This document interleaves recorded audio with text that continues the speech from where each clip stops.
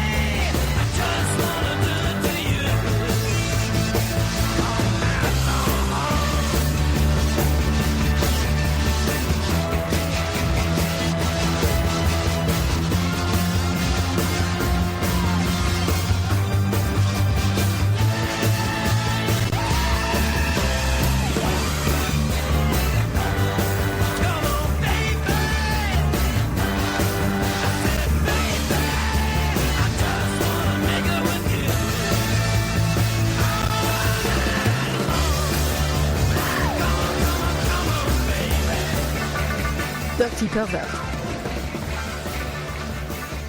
Listen.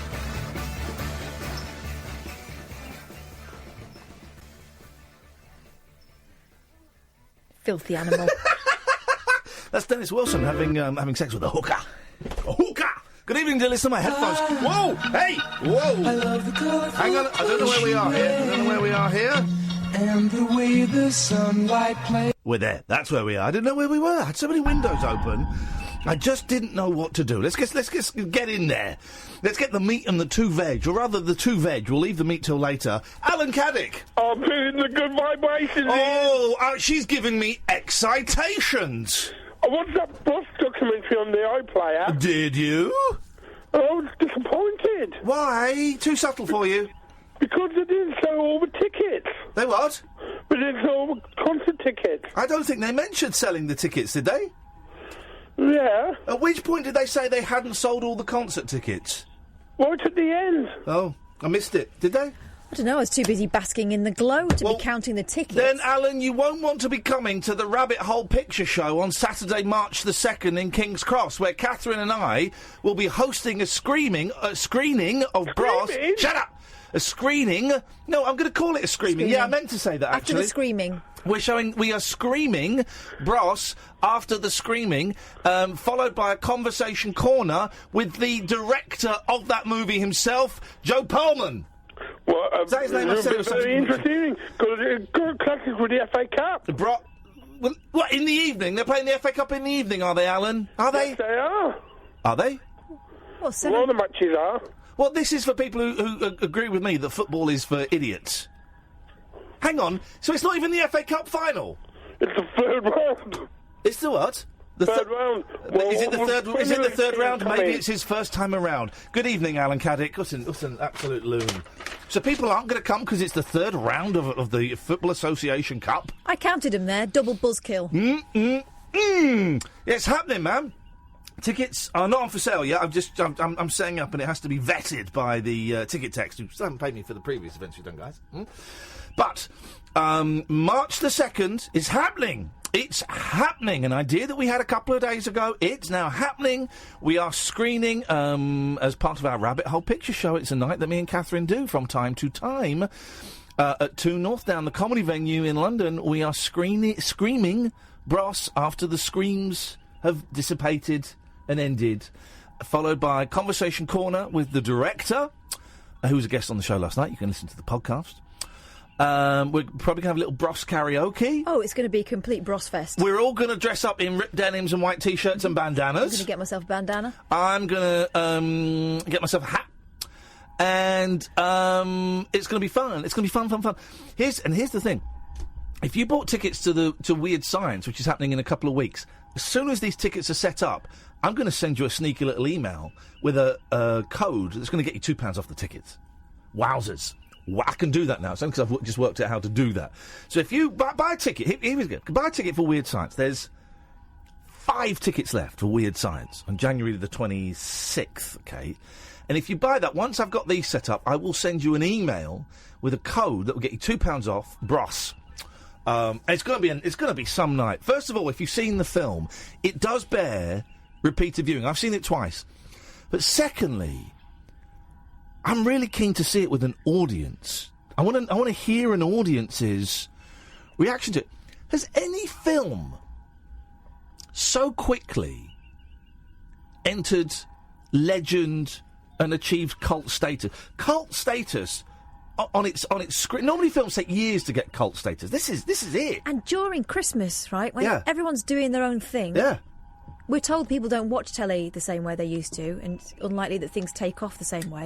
And yet this one has gone nuts. Well, you've contradicted yourself there. It's precisely because people don't watch telly the same way. Because I think a lot of this is iPlayer action. I watch very little telly, and yet I sought this one out. Again, you're kind of backing up your own argument. Did you watch it when it went out on telly? No. Well, then that is... Am I the only one here? I know, but why did I watch it? I didn't watch that Sandra Bullock thing that everyone was going on about. No, but if... What? But if you were saying that even though the way we watch TV has changed, everyone watched this, but it's simply because our viewing habits have changed, everyone watched this. Yeah, but they chose to watch it. Yeah, exactly. So that's good. Anyway. Huh? This is sometimes I want to fire you from this show. Sadly, you're not my boss. Exactly. I found that out when I got a court letter today. Saying from a judge saying I'm not her boss.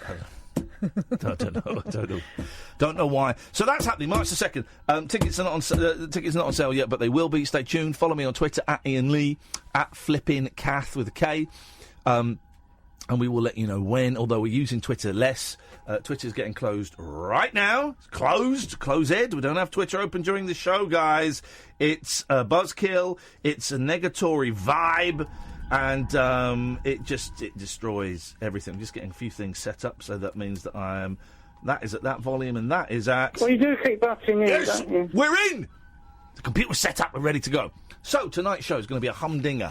0344 499 1000. I played a great game with my boys today. Great game. Well, first of all, we went to one of those trampolining places, but it was a small trampolining place. Trumpets. It was in Slough, Salt Hill Park, where years and years ago, a guy that used to bully me at school murdered somebody. What? That's right.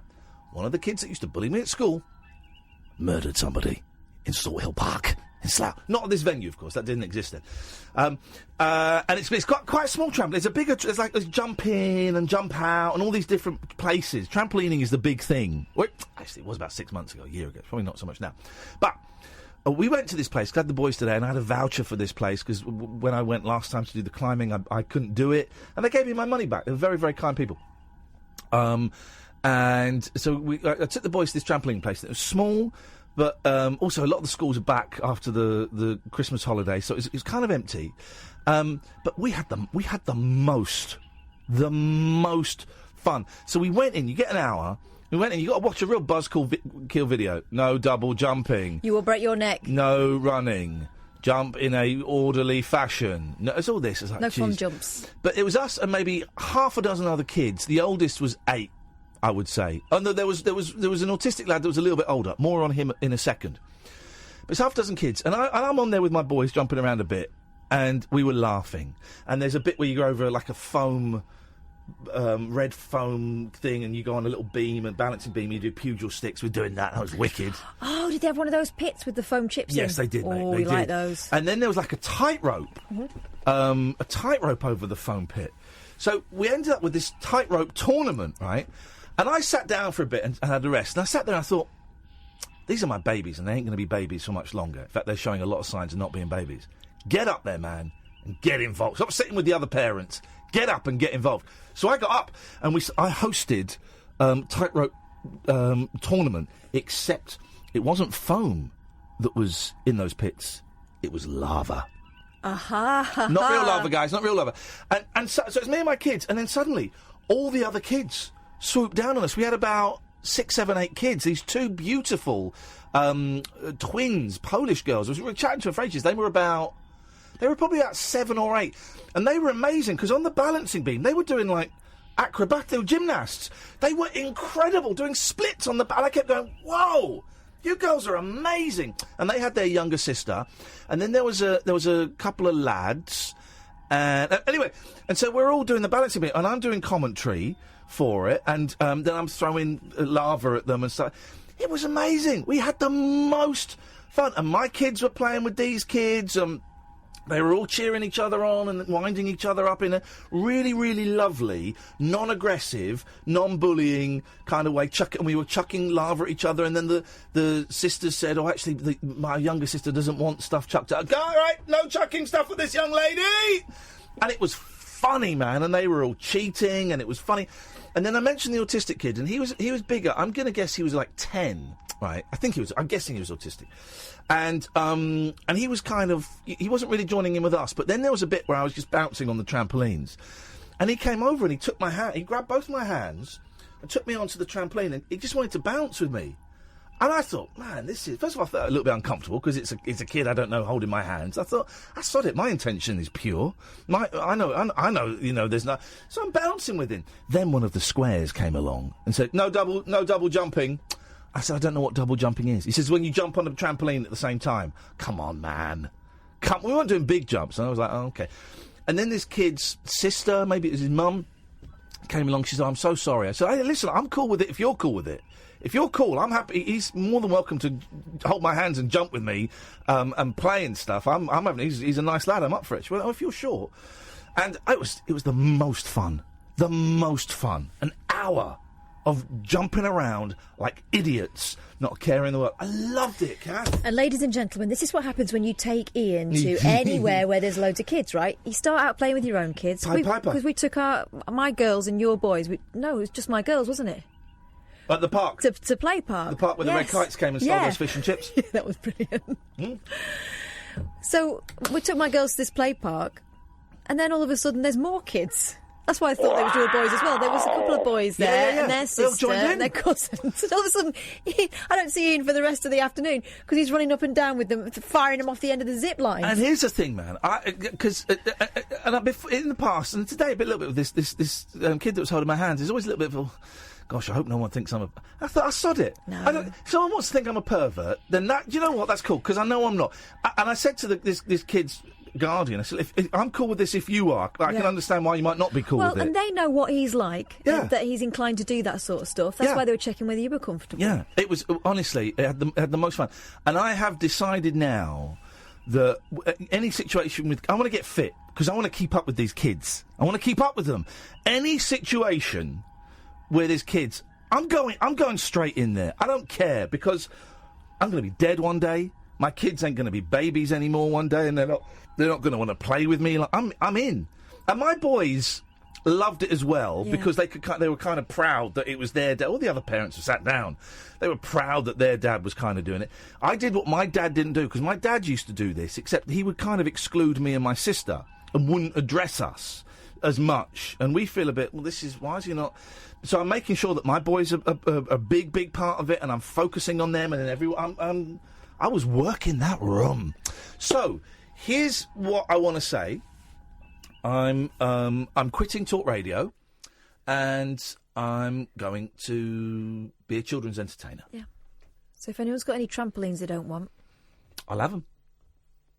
And double bouncing will be compulsory. So thanks for listening. The Late Night Alternative with Iain Lee. Hate alarm clock, hate going to work. On Talk Radio. So then, my...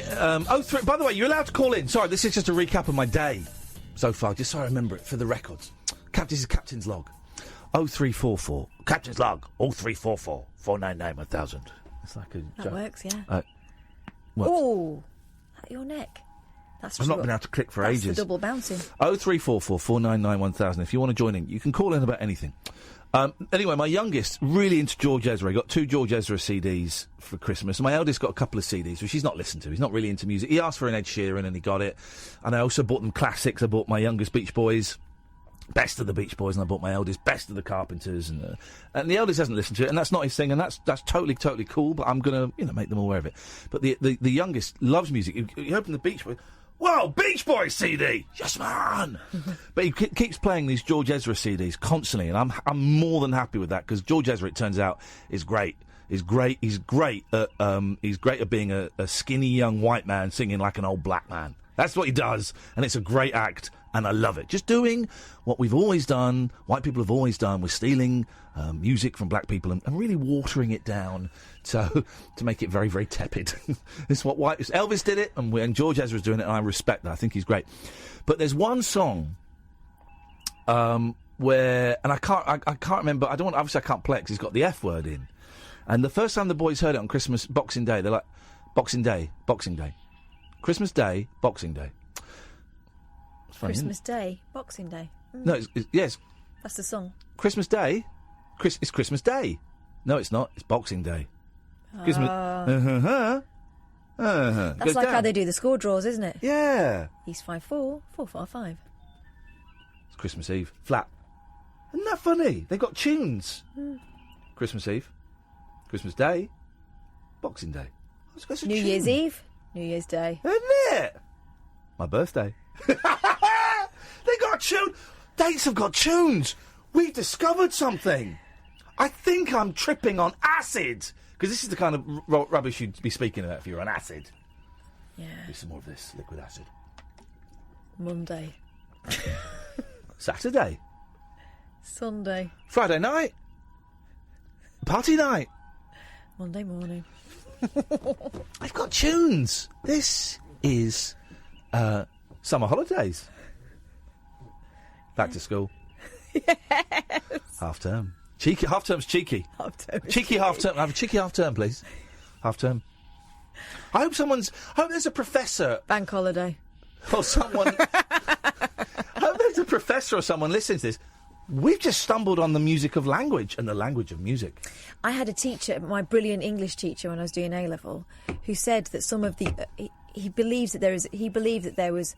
Life after love? No. That was a belief. A correlation between... Sam's enjoying the show tonight. That's unusual. He never laughs. The shape that you make with your mouth when you make certain words. Oh. Like mum. Mum. Mum. Mum. Bum. That's you going for the teat. Mum. I'm not going for my mum's teat. I haven't been going for my mum's teat for 5 years. That's why babies say it. Mum, mum, mum. Mum, mum, mum, teat, teat, teat, suck, suck, suck, milk, milk, milk. Dad, daddy. What are they going for there? I'm pushing this away because they're crap. So there's a George Ezra song, and the lyrics are something like, you can run, you can hide, you might F it up. Wow. Wow. And we're playing it in the car, and it comes on in the car. Did it have a sticker saying explicit lyrics? No, it didn't. It comes on in the car. It didn't come on the car. I found that song, put it on, and the boys are singing along to it, and they're singing very loudly, because I was singing loudly to it, and it was fun. It's a fun song. And then we got home, and I'm in the kitchen, and I said, we bought some DVDs from Sex, including a really racist Scooby-Doo, which I'll play you a bit in a minute. Really racist. But anyway, so they're setting up the Xbox to watch a DVD, and I'm in the kitchen making a coffee. And then very loudly I sing, you can run, you can hide, you might F it up. But I'm saying the actual word. Silence from the other room. Then they chant it, and then you hear the boys sing it from the living room. You can run, you can hide, you might F. But they're saying the actual F word. And I very loudly went, boys, what's your language? Then I started doing it again. Finished. Dada, what's your language, please? 5 minutes effing at each other from different sides of the house. Oh, it was so good, Catherine. Yeah, but they're going to do it in front of their grandma. That's not my problem. I don't live there anymore. I moved out of that house. I moved out of that life. Nothing to do with me. So, we went into Sex, because I've still got like a voucher for it, Computer Exchange. And I saw Enter the Dragon, double disc edition I didn't have. And I thought, I'll get that, it's £2. And I said to the boys, I'm getting a DVD, you can get a couple of DVDs if you want. So they got Agent Cody Banks, Racing Stripes and Scooby-Doo meets the Loch Ness Monster, 50p each. Turns out they didn't have Enter the Dragon. They only had the single disc edition, and they'd given out the double disc to someone else, and I went, I don't want it. But so then we got Scooby-Doo, and I'll play you a little bit on my phone, so Scooby-Doo meets the Loch Ness Monster. Right. So they go to Scotland. I bet it's got some excellent, authentic Scottish accents. Well, I Limmy, who I'm a big fan of, as you may or may not know, is really, rightly so, very angry at the way Scots are portrayed. Scrooge McDuck, Gates, groundskeeper Willie and stuff, right? It's very rightly so. He's Mrs. Doubtfire, has he got a yes, he has, problem with that? Yeah. And so I sent him a DM saying, I've just watched Scooby-Doo meets the Loch Ness Monster. Well, there's a scene in Wreck-It Ralph 2 with the ginger-haired girl from Teach Your Dragon to Fly, or whatever it's called, where no one can understand what she's saying because she's speaking with a Scottish accent. Oh, is it not Brave? Is it not? Oh, maybe it's Brave. Yeah. Maybe it's Brave. Anyway, so... And I said, and he said, you know what? I think I've seen it before. His tongue's slightly in his cheek, but he said, I think I've seen it before. You get used to it after a while, but thanks for your support on this, mate, or friend, or pal, or whatever. And then I said, there's a DVD extra on there, How to Speak Scottish. Oh, my, no. And he said, oh. And so I filmed it. This is quite hard to listen to, but this is the DVD extra on Scooby-Doo meets the Loch Ness Monster, How to Speak Scottish. Hang on a minute. Hang on a minute. Let me do this. It's quite quiet, but if I shove that in there, let me ram that in. No, there we go. Let's try it. Can you hear this? You might have to boost this up a bit, Sam. Yes. Scooby-Doo and the gang just went on vacation to the beautiful Highlands of Scotland. Scotland is part of the United Kingdom, along with England. So there's the first bit. Along with Ireland. No, Scotland is part of the United Kingdom, along with England. I thought he said Ireland. No, he said England. It says England. All right. The Scottish countryside is so lush and green. Well, the scenery and culture are quite grand. The Scottish language, or tongue, can be a wee bit tongue-twisting for them. The Scottish language, or tongue, can be a wee bit tongue-twisting. Let me see if I can find you. There are some clips of it, not that specifically, but there are some clips of it on YouTube. Hang on a second. It's Scooby-Doo, Loch Ness...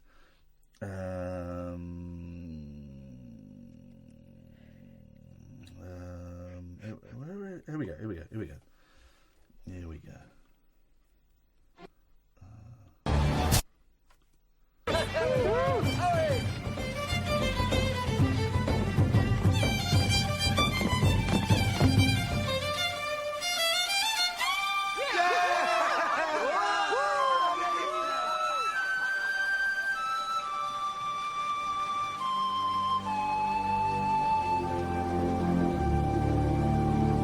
I'm our fair hostess! Come on, Shannon, give us a speech! Speech!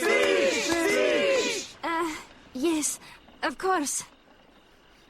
On behalf of the Blake clan, myself included, I want to welcome all of our mighty competitors to the first ever Loch Ness Highland Games. Hooray! And I want to thank all of the volunteers who helped us transform the ancient grounds of Blake Castle into a first-rate tournament field. Now the Blakes can finally be known for something besides getting themselves into trouble, eh, Shannon? I just hope we can survive the embarrassment should you be our winning contestant, Angus Haggard. She got you, Angus. That's me brother you be speaking to, lassie. And if anyone's got claim to being embarrassed by him, it's me. I mean, it's incredible! I mean, Shannon had... there was a slight Irish thing at the end of it. But I'm saying slight. I was just reaching for something I recognised. It is incredible. And, of course, there's scenes where... Scooby-Doo eats anything, right? Yeah. Gets given a haggis. And him and Shaggy fight over who doesn't get to eat the haggis. Haggis is delicious. Haggis is great. Love it. But it's weird, man.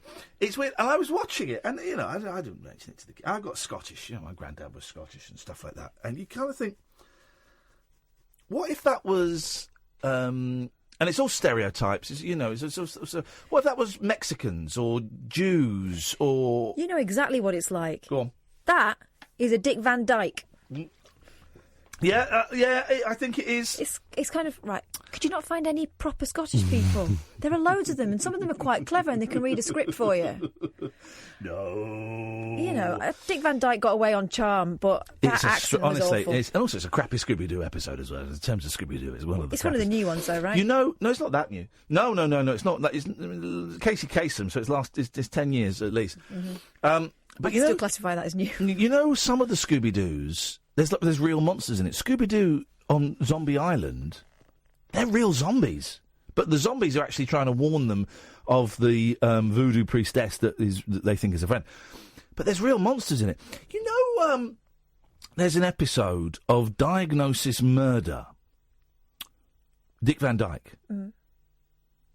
And I'm sure someone could back me up on this. By the way, no one's phoning in. Well, you know what, guys? That's your problem, because we've got plenty to talk about. But if you want to, 0344 499 1000. There's an episode, I'm sure I've seen this, of Diagnosis Murder, the hospital cop drama starring Dick Van Dyke and his son, Barry Van Dyke, where there's a real ghost and a real vampire in it. I'm sure that there's an episode where they do that. What, like a Halloween special? I don't know. I just remember you saw someone walk through a wall and you saw a vampire. Oh. That's weird. That's jumping the shark. Isn't it? I do like Diagnosis Murder, though. That's a great... I don't think I've ever seen one. Oh, shut up. No. But yet you've seen Monk. No, I haven't seen Monk. My grandma used to like it. Okay. Monk. Monk was weird. Diagnosis Murder is great. Let's name... It's a game we can play while they're not bothering to call in. Let's play the game of bland, daytime, detective, in inverted commas, shows, because they're not always actual detectives. Okay, we're going to play poker. Here we go. This is it. Okay. Right, here we go. Let me think. Right. Monk. Murder, She Wrote. Diagnosis Murder. Columbo. Come on. If you put Murder, She Wrote in there, Columbo's the same. Well, first of all, you put Murder, She Wrote in there. Secondly, Columbo's hard-hitting. Wow. Johnny Cash is in Columbo. But he was a bit of fun as well, wasn't he? No, I'm not having. All right, let me retract Columbo and insert. Pull out your Columbo, please. And insert in its place. Oh, that one with Mr. Cunningham in it is a father. Father Dowling investigates. Yes. I'll give you that. Yeah, that's a great one. And we're back on track. Okay. Is Quincy allowed? I think if you're having Columbo, and I'm going to take Murder, She Wrote out as well. Murder, She Wrote is fine. I don't understand why you don't... Because she's a legend, and I feel bad about putting her in there. No, but she's lame daytime. Oh, no. She deserves better than being sat next to Father Dowling. Father Dowling's... Well, Tom Bosley is in Murder, She Wrote as the copper, the head sheriff. The actor's in it. Oh, okay. Let me... I feel like a gender traitor. I'm having Quincy. All right, have it. I'm going to put Marple. Now, here we go, guys. Here we include British ones?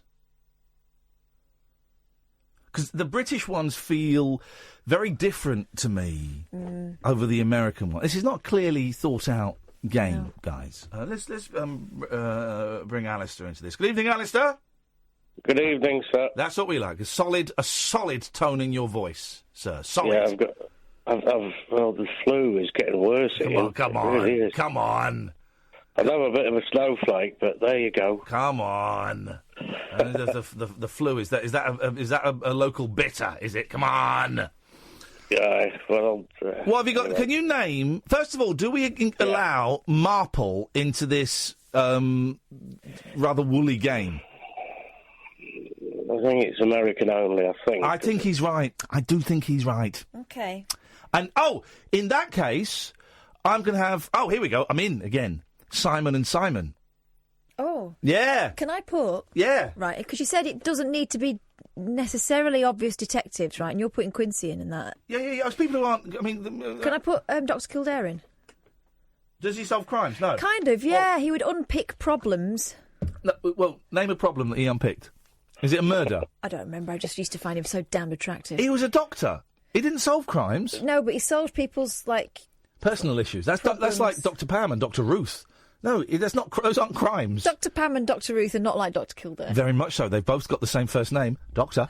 No, can't have Dr. Kildare. I don't... What? No, Heart to Heart? Is that one? Boom! Alistair's in there! It's the afternoons. That's more of an evening for me. It's afternoons since Robert Wagner was popped up on the list again of suspects in his wife's potential murder.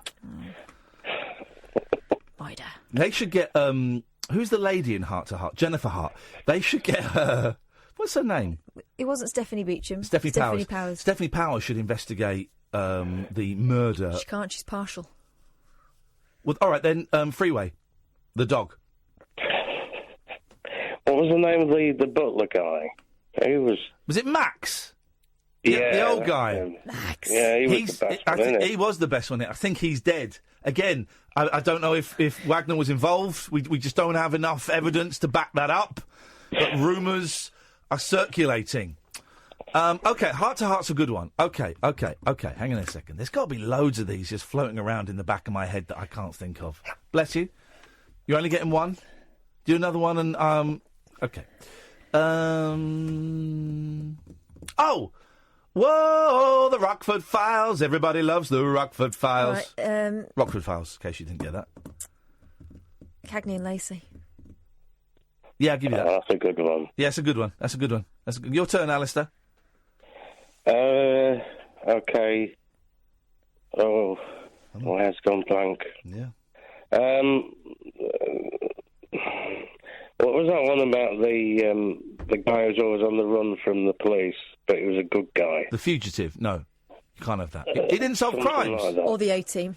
There are a whole host of them. No, that's the wrong answer. Cannot allow the Fugitive. By the way, would you be offended if I played a conversation between a child and Alistair? It would go like this. No, that's the wrong answer. What, do you hate me?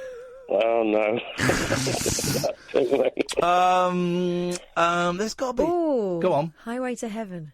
Yes, mate! Oh, yeah. Yes, mate! Are you on Twitter? Thanks, Michelle. Right. Yes. We'll close Twitter. All right. Highway to Heaven. Yeah, he was an angel, an actual... Yeah. Is that the guy with the massive beard? Michael Landon, wasn't it? Michael Landon. Yeah. He didn't have a beard, did he? No. Highway to Heaven, I think that was like Wednesdays at 8 o'clock, and man alive, could you ever imagine... I remember that being on as a kid and thinking, Jesus, this looks like the worst thing ever. I used to like it. It was kind of Quantum Leap, but religious rather than scientific. Quantum Leap. It was. Well, Quantum Leap was religious. You know he meets God in the last episode. Yeah. It was the barman. It tricked you. Yeah, they're playing the long con. In one of those kind of, when I used to go to Church of England school, the vicar used to surprise us with their religion. Yeah. You'd do a funny assembly and go, and in many ways, that's like our Lord Jesus. What? Ziggy? Anyway. Who, oh, right, you know the Insane Clown Posse? Yes. Have you heard, are you aware of them? Yes, I have heard of them.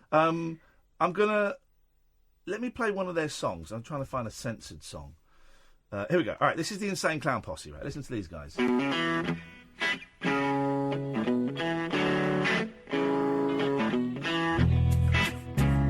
It's actually quite good. Let me ask you this about this life we live, and let me try to swerve some of this attention you give to them distant-ass relatives over ham dinner. If they really missed you so much, why don't they just call it? If you wasn't blood, would you still have love? Or in fact, does the blood make you think you have to love? Look, I probably love my family more than anybody here, but my homies are family too. Third cousins, get out of here. Who was you with when you got tattooed? Who was you tripping with when you did it voodoo? So tell me who threw up all over your car and then felt worse than you about it all in the morning. Who loaned you money, homie? Who owes you cash? Who let you dip in their stacks for the bash? I don't know much, but I gotta assume that when you hit your first neck, your homies was in your talking about homies, talk about where dogs are. Hang on, this is the greatest song I've never heard before in my life.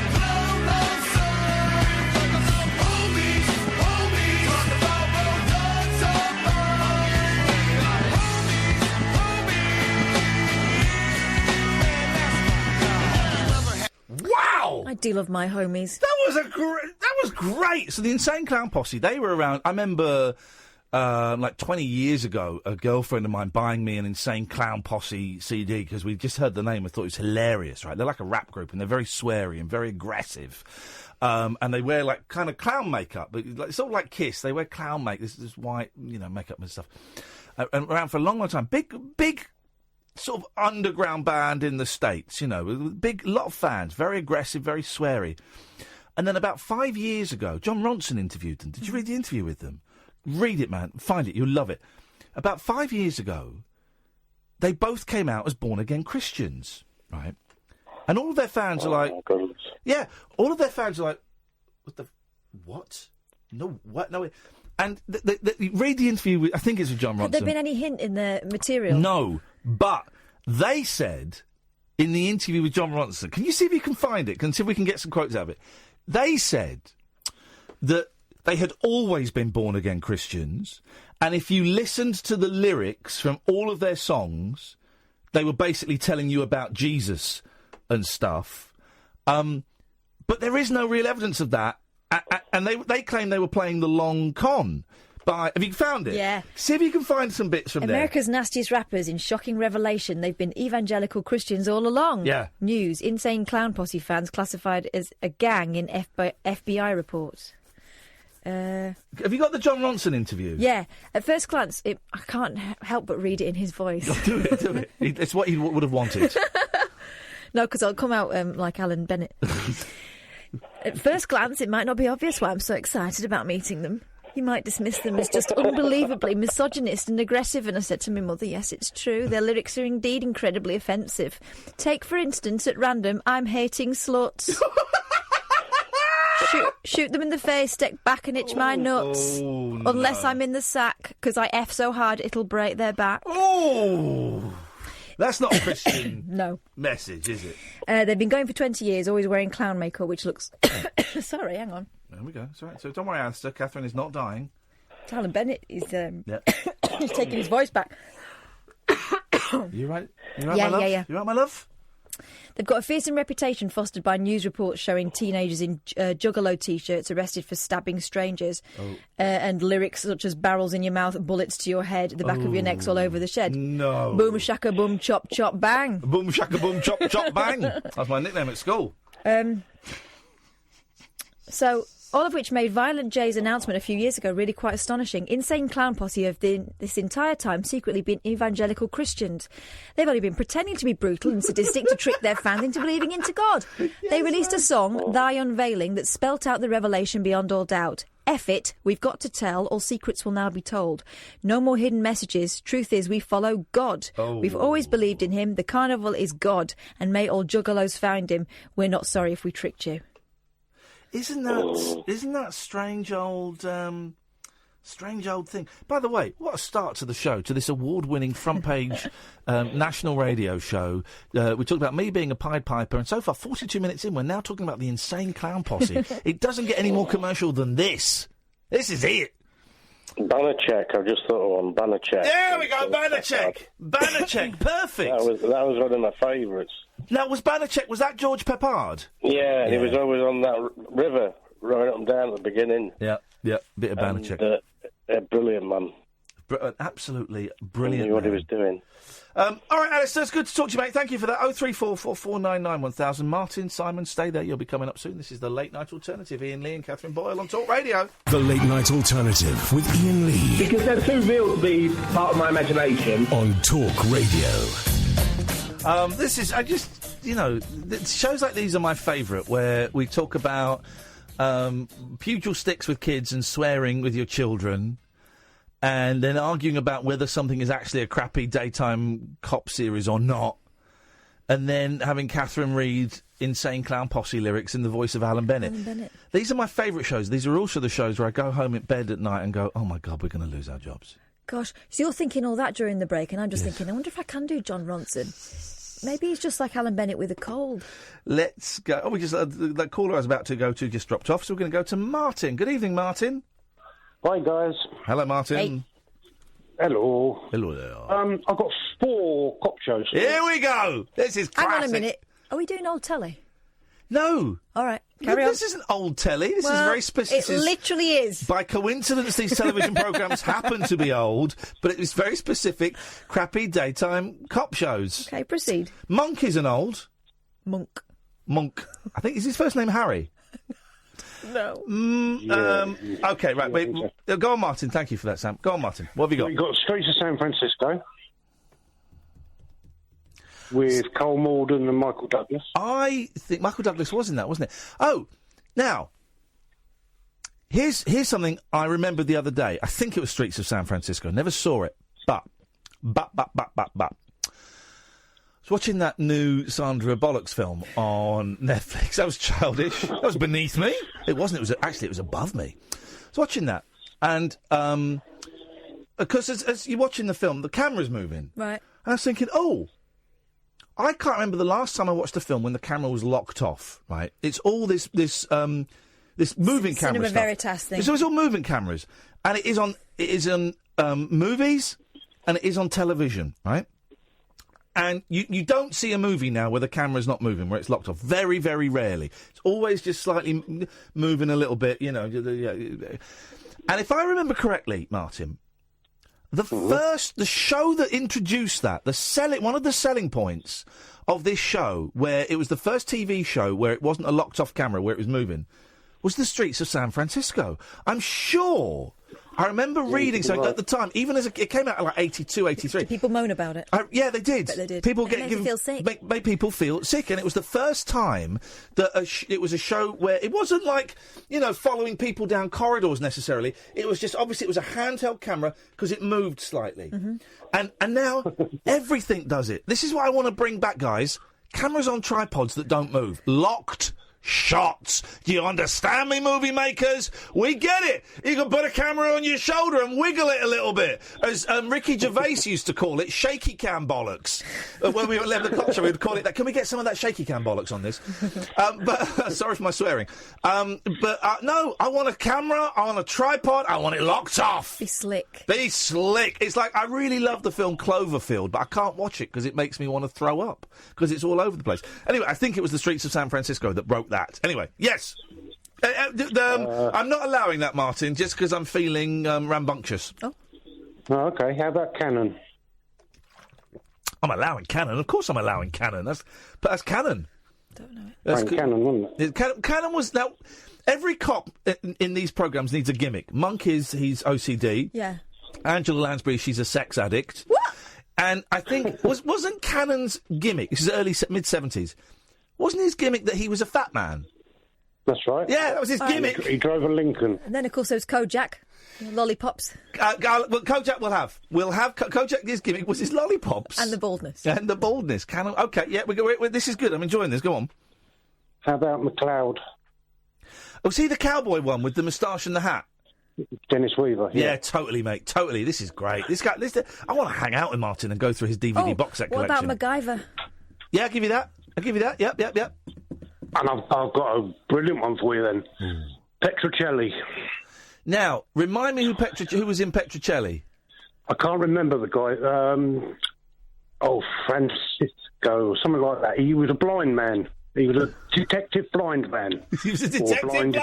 Yeah. Yeah. That was the irony, was that you could see someone better than everyone else. Oh, in that case then, I'll give you Ironside. Yeah. Yeah, we go. Can we put Chips in? Or is that too copy? Chips is too copy, I think. But I did not fancy Eric Estrada. Oh, Martin, thank you, brother. Those are excellent. Petrocelli, I mean, yes. By the way, Ollie is texted in, because I've not got Twitter open during the show, although Catherine has, because she's a scab. No. I check it during the break, but I try not to, because it gets me angry. If you want to text, 87222, start with the word talk, 25 pence plus your standard network charge. So Ollie is texting, the vile troll. Oh, that guy. This is in poor taste, Iain and Kath, as Quincy died today. Did he? 2 minutes later. Oops, he didn't die today. My wife lied to me. Oh, the troll got trolled. Oh, mate! Kieran, stay there in a second. I've just got to take Simon because there's something wrong with his phone. Good evening, Simon. Hiya. Hiya, Simon. I'm not having a lot of luck tonight. Why? What's happened? Your wife walked out on you? Don't. Oh, no, she did that in January. Oh, well, it is...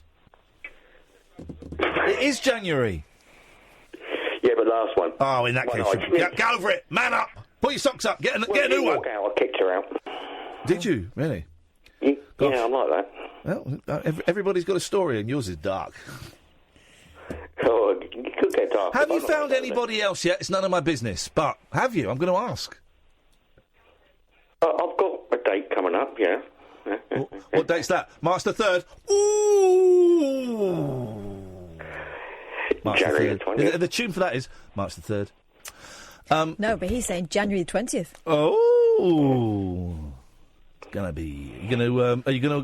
Are you going to clean downstairs? Oh, God. Ooh, no, because we're going out. Okay, so you're not going to tempt fate by putting a flannel down your pants. Are you confident about that move? I don't need to do that because I like to be cleanliness and all that. You like to be cleansed? Cleansed. He likes to be cleansed of his sins. Here's the thing. You can only be cleansed of your sins if you sin. So you might as well sin and then get cleansed and then sin again. But I would always recommend any gentleman going out on a date, trust me, guys. Amy suggested the bill. You're fired. And someone else has suggested Starsky and Hutch. You're fired. Always, if you're going out on a date, all you got to do is just run a flannel under a cold tap. Oh, my God. Just loosen your belt. belt. What are these 1970s tips that are being offered? I mean, literally. Loosen your belt, pull your trousers open, pull your pants to one side, put the flannel in, little zhush around. Don't even have to dry. Alternatively, have a shower. You don't even have to dry it. You don't even have to dry it. Oh, if you haven't got time for that or your flannel's too dirty, just spray a little bit of deodorant on your balls. That's just my little tip for you, Simon, because I feel that we're in a similar position in terms of dating. It's very much appreciated, but I was also thinking that I don't want to get caught out like that bloke from Something About Mary.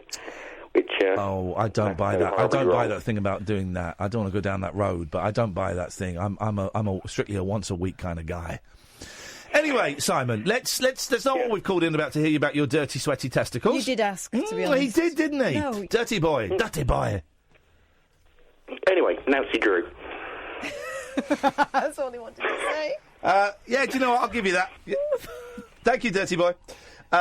Let's go to... Poor Simon. Poor Simon's date. Hi. Hey, Kieran. I wasn't sure you went to me. So I'm sorry. We entered your changing room unannounced. I'm sorry. That was actually bullying. He was clearing his throat. We mocked him by clearing ours. But hey, at least our throats are clear. What can we do for you, Kieran? Hello. Yeah. So basically, I brought a piano recently. Get in there. Show off. And I was wondering if I can play you a song. Can you play, what's that one that someone played on 3CR for us once? Not Africa. I've got Africa in my head. Down, down, down. Oh, the way it is, Bruce Hornsby in the Range. Can you play The Way It Is by Bruce Hornsby in the Range? You see, I've only been playing about a month. Okay. So, can you play it? So the answer should be yes, then. Oh, absolutely not. I can play a song I think you hate. Oh, thank you. My favourite. Songs I hate. Well, hang on. It's Let 'Em In by Paul McCartney. I don't hate that one. I don't hate that one. It's not one of his greatest. But go on, let's hear it. Oh, okay. It wasn't the one I was going to play for you, though. Well, you shouldn't have announced it. Oh, Kieran. I can give you a taster. No, give us a taster of your Paul McCartney. Okay. Oh, God. 1 second. I'll put you on speaker. Please. Thanks. Let's hear him thump away. Oh,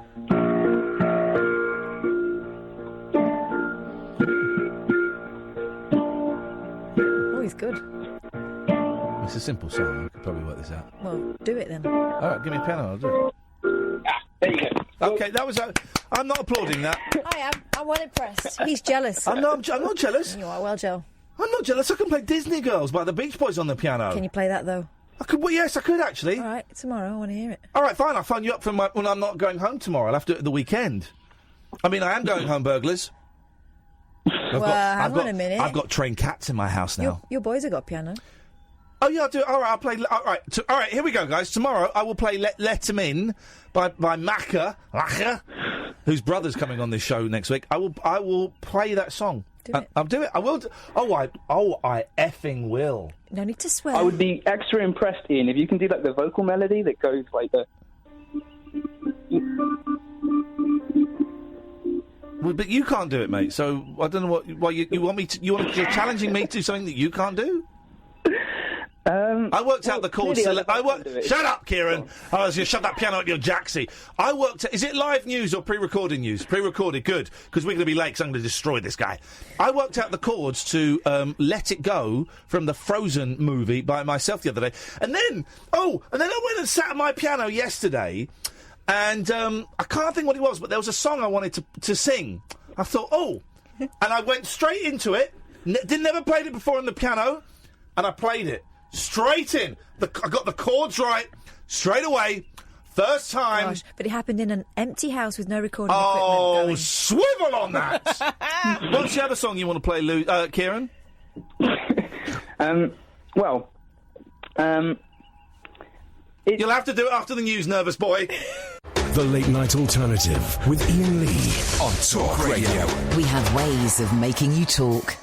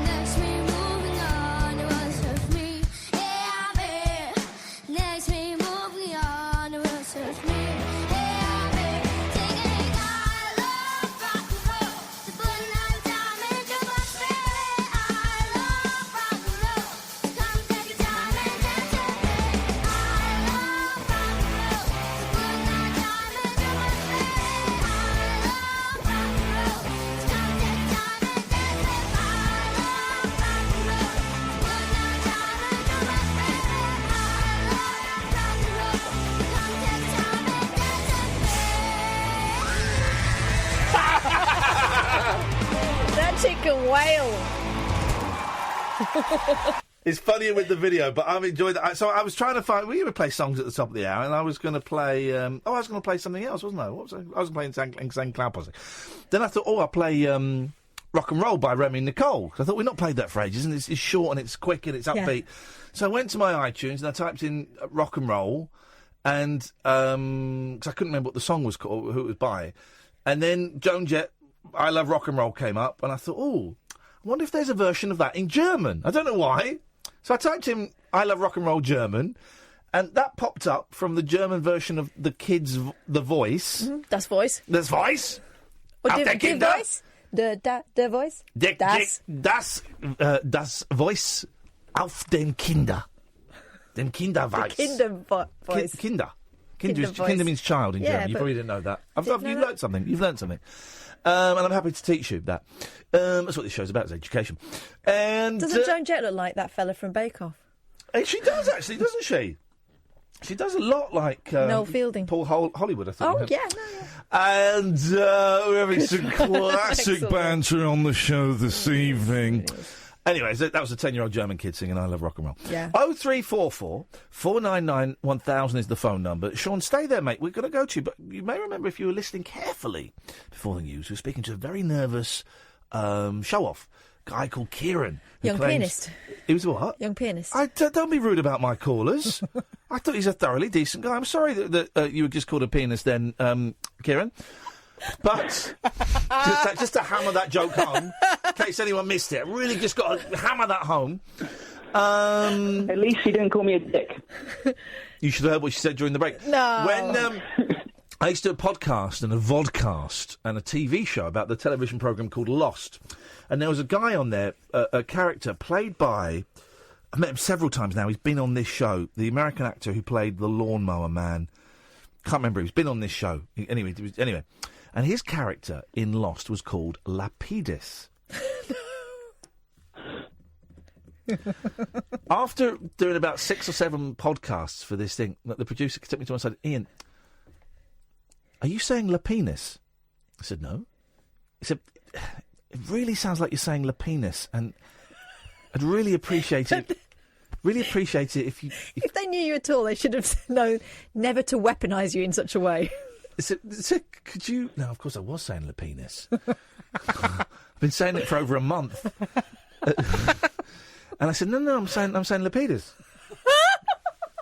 And they said, OK, can you really emphasise Lapidus? And I said, hey, Colin, of course I will. I'm so sorry that I wouldn't... Jeff Fahey. Jeff Fahey's been on this show. Great actor. The penis, yeah. And from then on, I would say, and of course, the helicopter pilot, Lapinus, when he comes in. And I wonder, Kieran, why GMB have stopped hiring me, why Channel 5 have... I wonder why these lousy mainstream media scumbags... You may just be waiting for the right opportunity for you. Could be it, pretty lady. So, yeah, they know their stuff. Anyway, Kieran was going to play some piano for us. I really can't wait to hear this Kieran, because apparently it's so good. It's so good. Everyone's raving about Kieran's piano. So let's hear it, Kieran. I can't wait.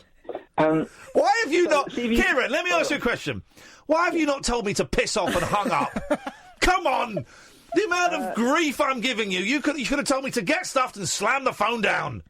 I expect nothing less from you, though. The act. This ain't no act. I'm sorry, I'm being mean, but I'm glad you take it in the spirit in which it's intended, and I hope everybody listening doesn't realise that it's theatre and thinks I'm an a-hole. Kieran, I'm really genuinely looking forward to hearing this. What have you got for us? Okay, see if you can work out what song this is. I think, was it you were talking ages ago about, like, TV commercials, or adverts, rather? That take 90s songs and make them into a ballad. Yes, the John Lewis effect. Oh yeah, you slow down an upbeat song and get very mournful. This is the rhythm of the night. Nice. Okay, so I've got one of those. And this is a story all about how my life got turned upside down. That's how you do it. Reverb and you play it on a uke. Yeah. That's how you do it. Yes, go on. I want to dedicate this song to anyone whose love life is as tragic as mine. Oh, Kieran! Kieran, baby boy. I want to hug you now and protect you from the wild, cruel, heartless people out there that have broken your heart. Maybe if you weren't such a show-off, but... You ready? I'm ready. Go on, mate. Here we go. Let me turn the volume up a bit. Here we go. Hang on. Whoa, hang on a second. You're turning the volume up on a piano? Well, it's a digital piano. Oh, he's got a keyboard. He's got a Bontempi. Okay, so when you said piano, I thought you meant a piano. You've got a gizmo. Okay, you've got a gadget. All right, fine, that's fair. Right. It also has a vibraphone sound. Has it? Does it have a bossa nova rhythm? Because I love that, especially when you press the filling. It goes. It's not that high tech. No. Okay, let's hear your song for the whoever it was who broke your heart, Stamped scumbag. on it, ripped it out. My hands are actually shaking a bit, so this could have a few blue notes. You want to get that checked out, mate? Could be something serious. Could be something serious. Could be anything. You just need to know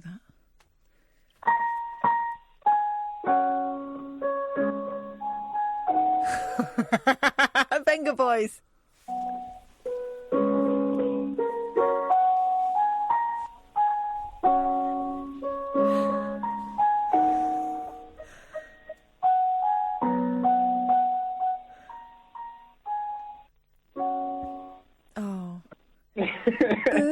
Boom, boom, boom, boom.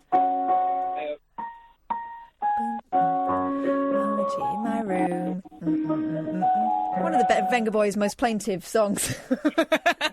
This is if you'd been playing this. Party people, this is Captain Kim speaking. If you'd been playing this, I'd been in. After takeoff, Here we go. we'll pump up the sound system because we're going to. You'd be singing the Rusty Lee version. Yes, we're going to Ibiza. Yes. They pronounced it Ibiza, didn't they? We're gonna have to. Yeah, it's great. Don't wanna be a bus driver all my life. This song's about cartoon boobs. Legs and leave this town. Grab a flight. Fly away on Venga Airways. Flying high. Ibiza sky. I look up at the sky and I see the cloud. We're going to Ibiza. Ah, you idiots.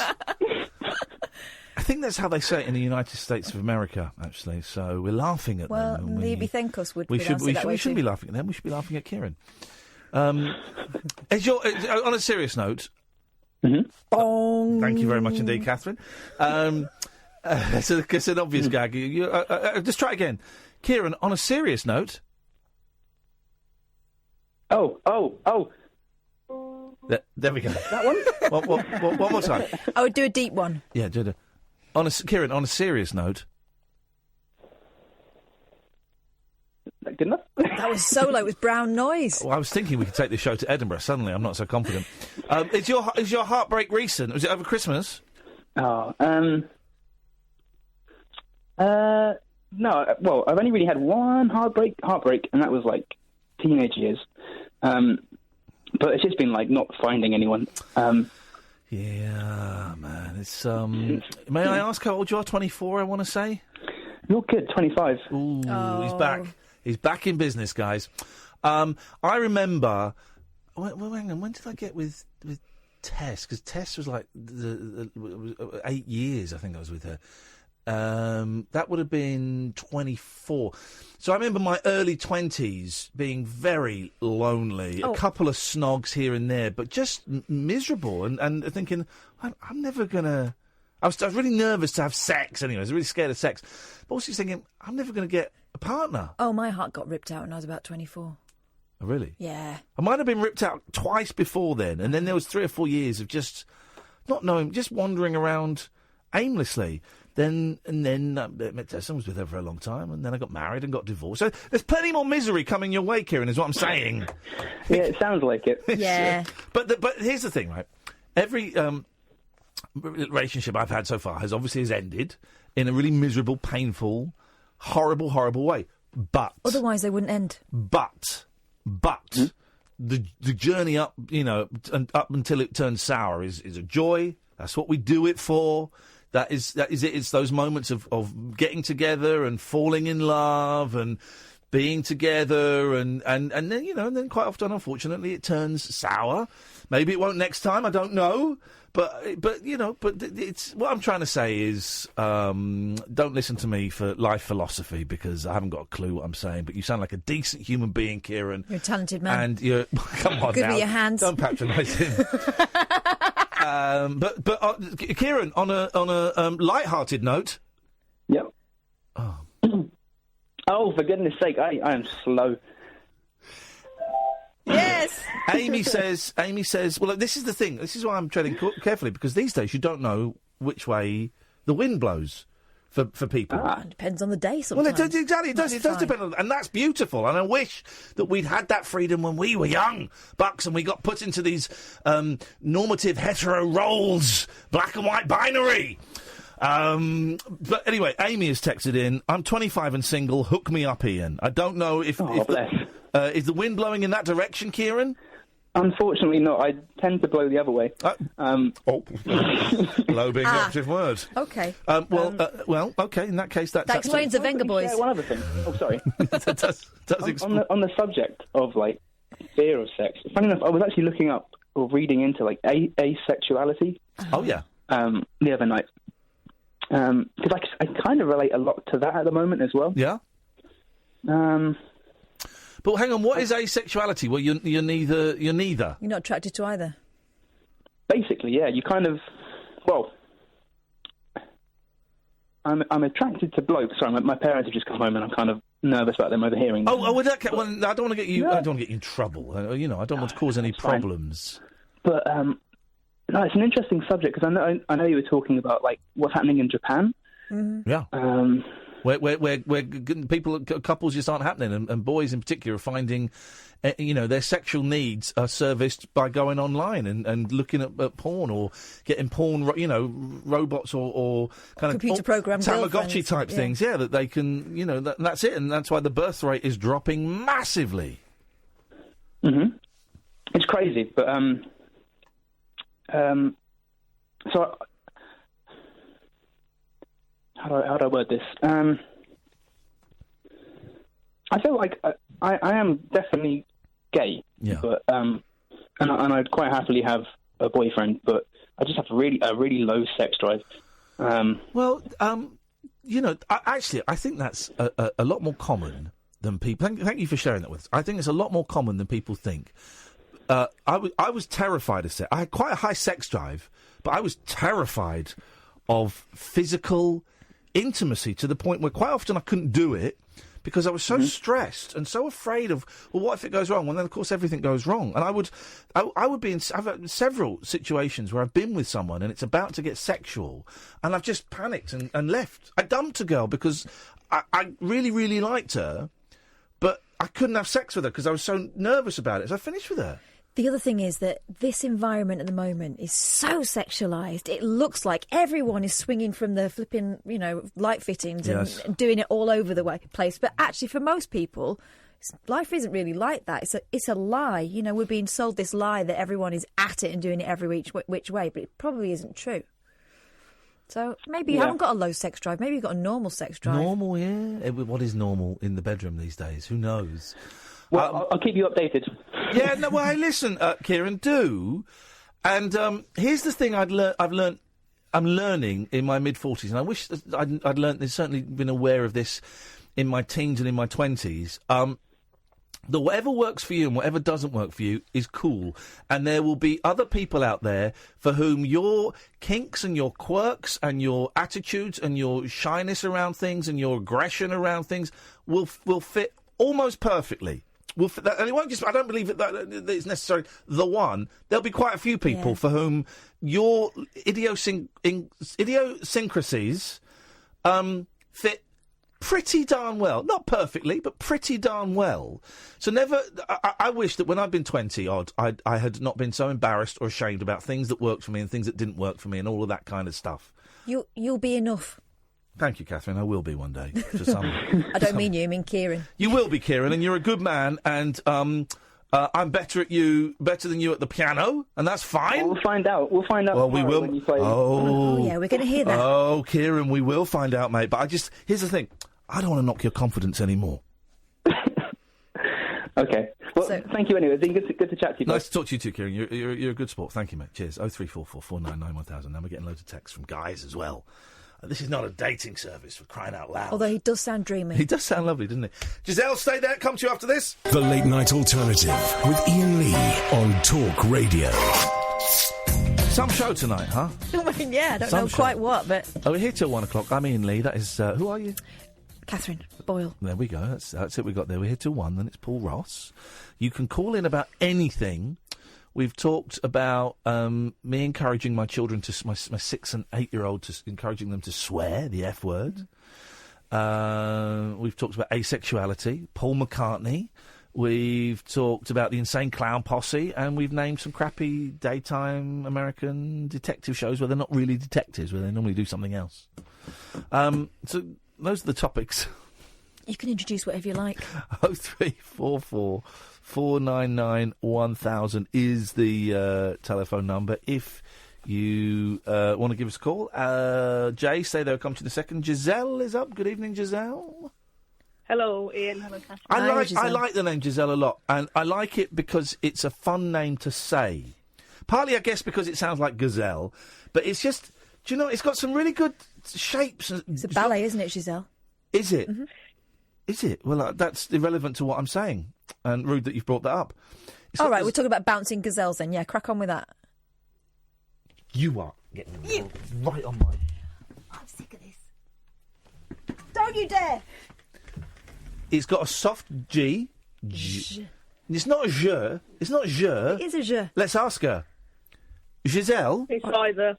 No. What do you like best? No, let me ask. Who do you let like me ask best? it in a loaded way. We know she's a nervous caller and you are bullying her! Who do you like best? Giselle! How do you say your name? I say it Giselle because I prefer the English pronunciation. Thank you so much. It's got the... Sorry, Kath. Don't apologise to her, she's wrong. You disappoint me. No, she doesn't. She does not disappoint. How dare you say that about one of my favourite Twitter followers, one of my favourite callers, one of my favourite named All right, people. Bumlick, leave her alone. Good evening, Giselle. It's so nice to talk to you.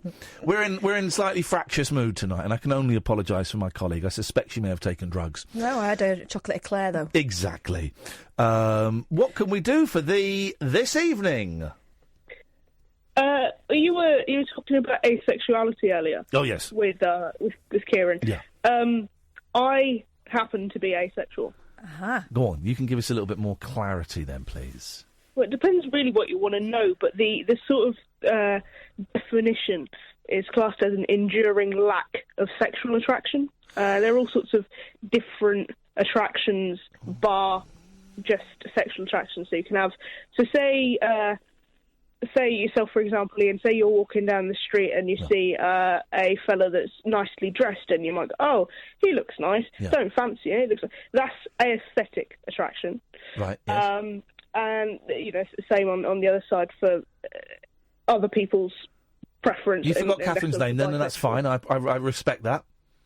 And I think asexuality is kind of, a lot of the time that it's split into many groups. The two main groups are either romantic attraction, where you can be attracted to somebody not really sexually, so you don't have really the sexual urges. But there are within asexuality a group of people called aromantics, and they don't experience romantic or sexual attraction. But yeah, it's not so much about libido, because somebody can still have a libido. It's not as if someone's burnt it off or something, or something slightly less unpleasant. What's a horrendous image to put in our minds? So does it mean? I'm going to ask a really sort of ham-fisted question, but this is the place to do it, I think. Your hands are made of ham. Ham. If you're asexual, do you have a relationship with another asexual? How does that work? Well, asexuals, I can only speak for myself, and I'm one asexual person. Hang on a minute. You mean you're not the spokesperson for asexuality? What is this? Oh, my God, I know. What is this? Okay, go on. Revelation. So, asexuals make up for about 1% of the population. Yeah. So we know, and it's defined as an X on the Kinsey scale of attraction, which is so sort of in the middle of neither. Well, hang on, what's the Kinsey scale? I've heard of it, but I can't think what it is. So like whether somebody is classed as heterosexual, homosexual, we're sort of classed as an X, so it doesn't really fit any category in the Venn diagram. Yeah, it's all about which way you sway. Wow, you're outside of the Venn diagram. That is cool. Yeah. To answer Catherine, though, I mean, for me, if I could find another asexual person that I was romantically attracted to, which is hard, then I would prefer to be with them. But, you can make it work in other relationships if the other person who isn't asexual is understanding, and it's like any relationship, there are boundaries and respect from both sides. But I think I'm hetero-romantic asexual, so I'm not going to go and be in a relationship with a lesbian because I don't swing that way. Yeah. But if I was and it worked for me, then the asexuality wouldn't necessarily impact upon that for me personally. But I would prefer, I think, to be in a relationship with another asexual, although my two previous relationships have been with heterosexual males. Aren't we a funny lot, human beings? And isn't it great that now we are becoming aware of finally of all the nuances and all the subtleties. And, 50 years ago, it was legal to be gay. And now, 2018, 2019, all the subtleties and slight differences and the shades and the hues and all variations are... I mean, there's probably still loads of stuff that but the mainstream media doesn't quite know about, doesn't quite talk about. But what I'm trying to say is that we are evolving as people in terms of our acceptance of stuff, and it's good. It's a good thing. The conversation is being had, and we're kind of evolving the language to be able to describe what we like and what we don't like. Honestly, if I'd have done this, if I'd have had this conversation, Giselle, 10, 15 years ago, I think I would probably be sniggering. Being completely honest, I think I would. I used to make jokes about fat people. Just think about that. Yeah, but look at the TV we watched when we were growing up. Oh, yeah. But I still think we're responsible for what we say. Of course we are. That's why we don't say it anymore. What I'm trying to say is I'm a better man than I was, a better human being than I was 15 years ago.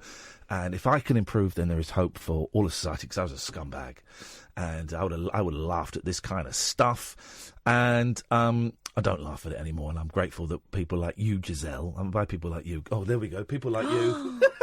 What I mean is I'm grateful that callers like you can phone up and share this stuff and feel comfortable sharing this stuff with us and help try and... Because I'm an old man, right? I'm an old man I don't quite understand a lot of things, but I really, really want to understand a lot of things. You're interested. I'm interested and I want to understand a lot of things. So I'm grateful that, my callers can phone up and share this shiz with me and try and explain stuff that I don't get. Was there a moment, Giselle, when... Was there like... I'm going to use really old language because that's what I've got. Was there like a moment that you realised you were asexual, and then was there this is the old phrase, was there like a coming out or something? What? How did that happen? Yes. There you go. There's me skirting around it. It's a simple answer. So how did it happen?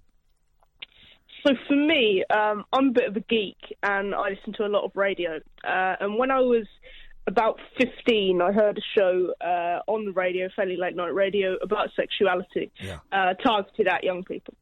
And I think it was with a live audience actually, and somebody came up with the phrase asexuality in the description, and I went, hang on a minute, what does this mean? And I sort of looked it up, and it was sort of the early days of the internet then, not big, but we still had Google, and I looked it up, and I was like, hang on, this really fits. It's literally like somebody slotted, wrong word, put a jigsaw piece into place in the puzzle, the final piece. And as for coming out, so I came out when I was 16, so not particularly long after, because I was certain that was... I'm 23 in 2 weeks, so a while back. And you do get different responses because people feel that asexuality is different because we haven't quote unquote been repressed in the same way as homosexuality was, and so on and so forth. Some people go to Pride, some people don't. But the most reaction that I get, the most positive reaction, is people not giving a monkey's. I just get a shrug of the shoulders. So what, Of course, you do get arseholes. They come in every walk of life. But it's there was that moment, and most people are fairly fine with it, but it's not something I feel a need. You don't just come out once. You come out to yourself, then you come out to other people, but it's not something that I feel a need personally to be a sandwich board for, or walk around with a tattoo on my head. But it's just one part of me, and it's just good to highlight it as was highlighted. So I hope that might help Kieran, who previously nice one, called. Giselle. It's not going to help his crappy piano playing. I thought it was very nice. Well, you wait till you hear me playing "Let 'Em In" by Paul McCartney. Hey, Giselle, it's always nice to talk. Sometimes we end our phone calls with you slamming the phone down, and I kind of that works. I kind of like that. I mean, do you want to say something rude to me and then hang up? Would that be possible? I tell you what I will say to you. You were talking about my name at the beginning of the call, and how nice it was, and this, that, and the other. What I will tell you is, when you're 14, and the name Giselle has 2 syllables, and when you're 14, and really clever people decide that they want to abbreviate it... Oh, no! Oh, no! No! She's hung up. Good. You did that. Oh, no. They abbreviate it to one syllable. L. Oh, like the magazine. Yeah. Awful. Jay, stay there. You're coming up after this. The Late Night Alternative with Iain Lee on Talk Radio. 0344 499 1000 is the telephone. I'm a bit hyper tonight. I noticed. Which means I'm ready for a crash at some point.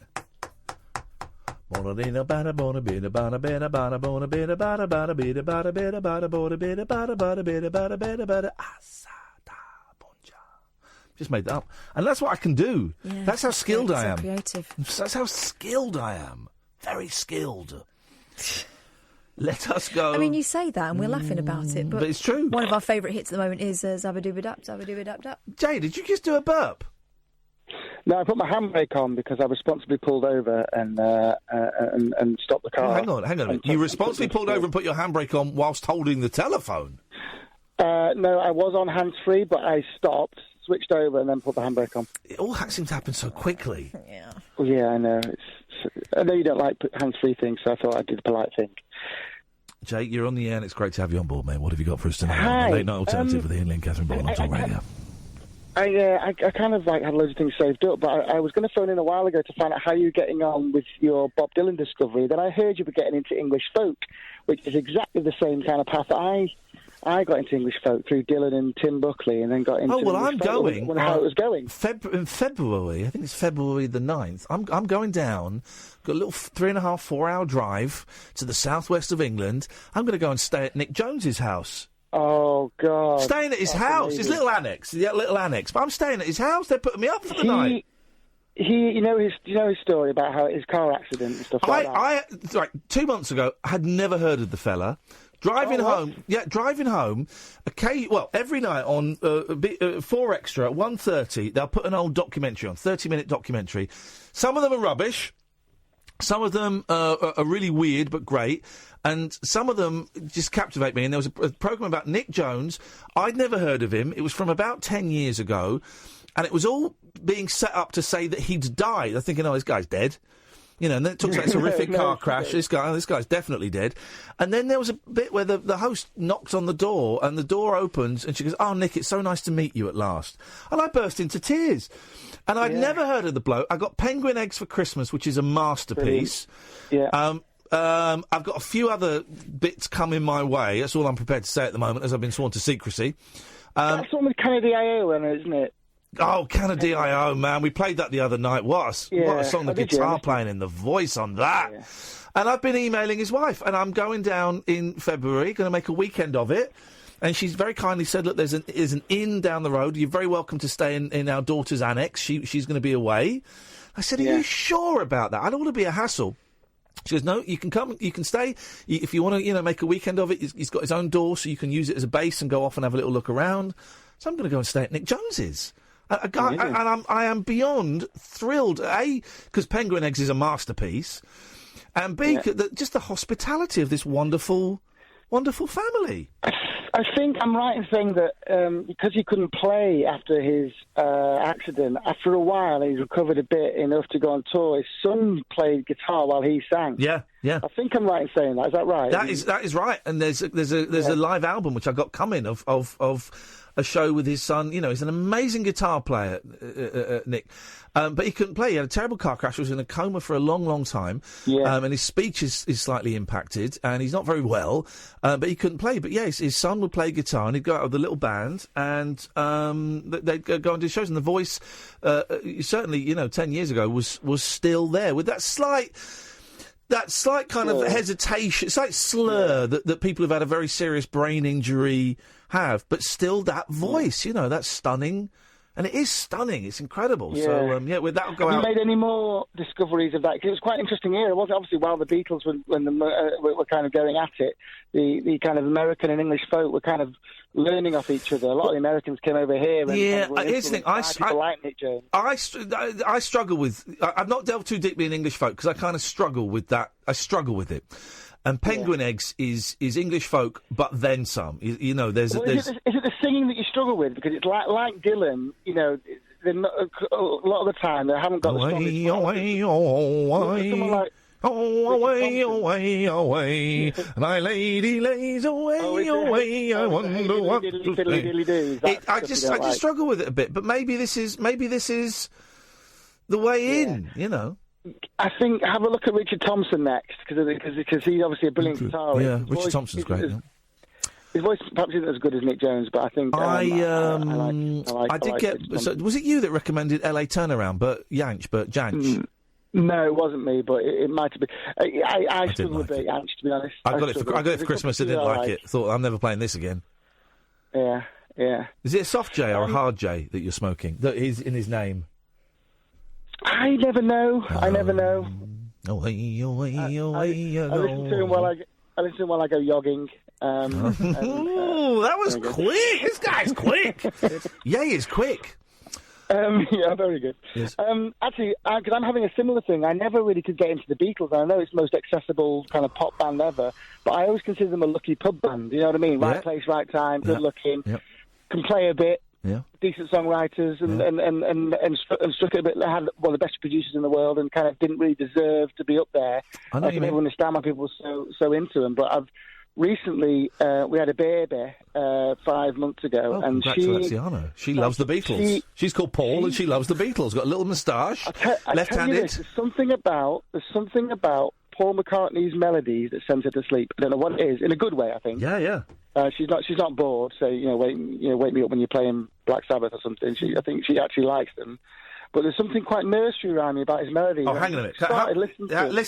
Listen to this. This is how could anyone argue? To lead a better life, I need my love to be here,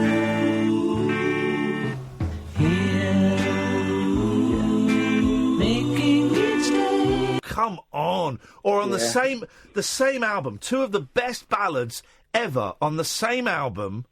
Your day breaks, your mind aches.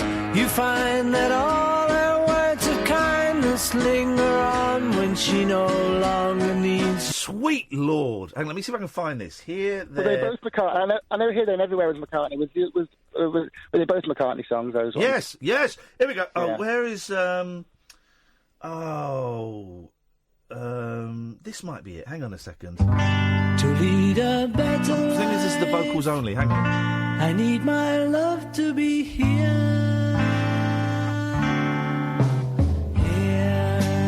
Nobody can. I can't find it. Here, there, everywhere. Vocals. Oh, I gotta find it. I gotta find it. While you're finding that, Yeah. do you want to know the song that really gets it to sleep almost instantly? Yeah, go on. And I was so sure it was a McCartney song. It's actually not. It's Till There Was You, and it's actually they didn't write it. No, that's a great song from the Music Man. It sounds so McCartney-ish. I couldn't believe it when I found it. It wasn't. Hang on. Here we go. Wrote it. Here we go. This isn't for the full thing, I'm afraid.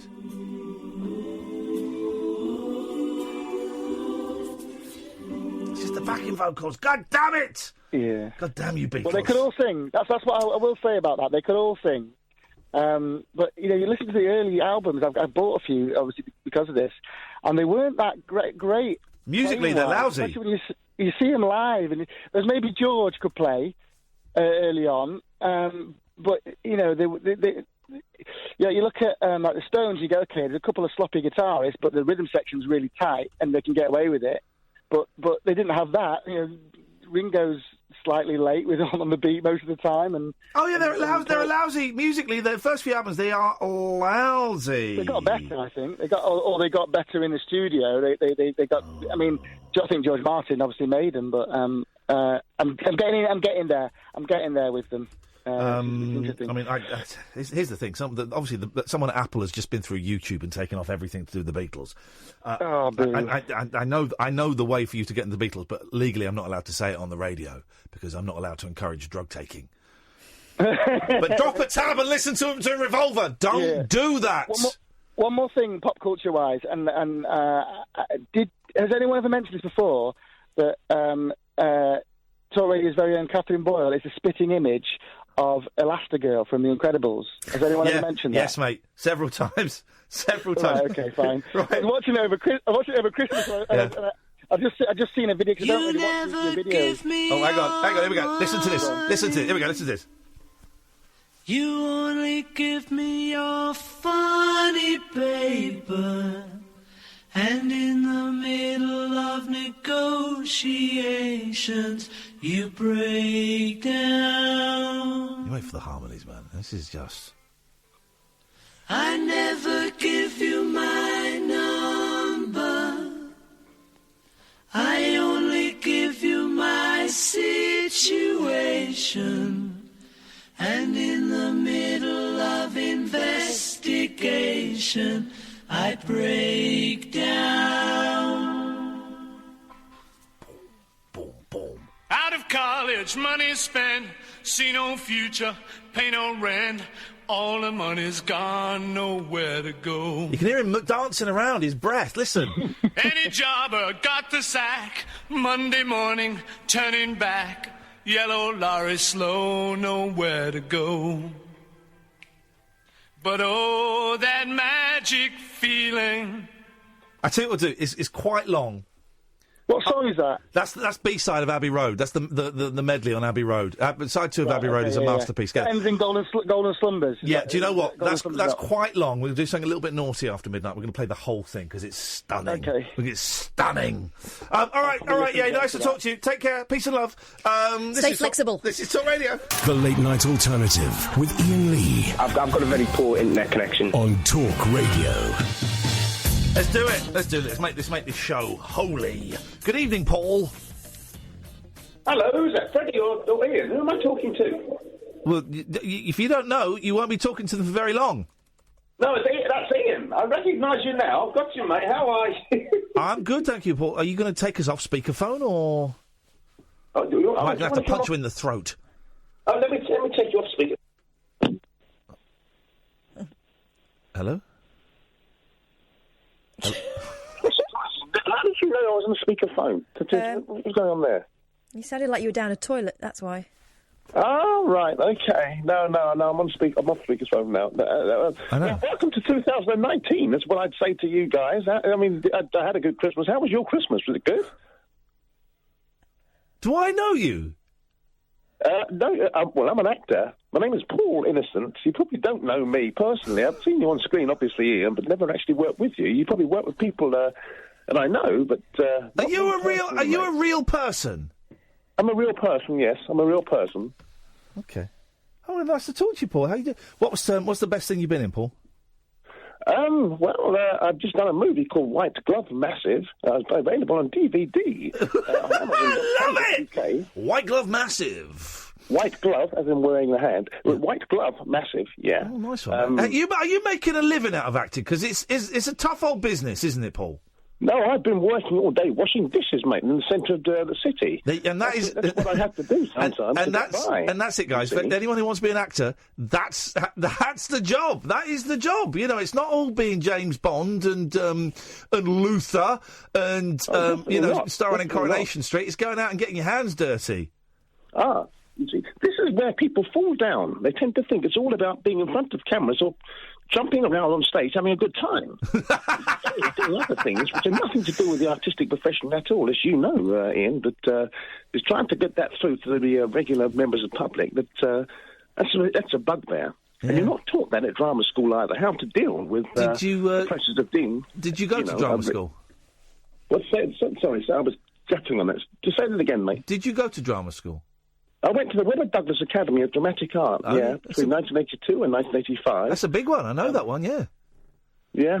Well, Freddie, he said he went to RADA, apparently. You were stand-in last week, is that right? Who went to RADA?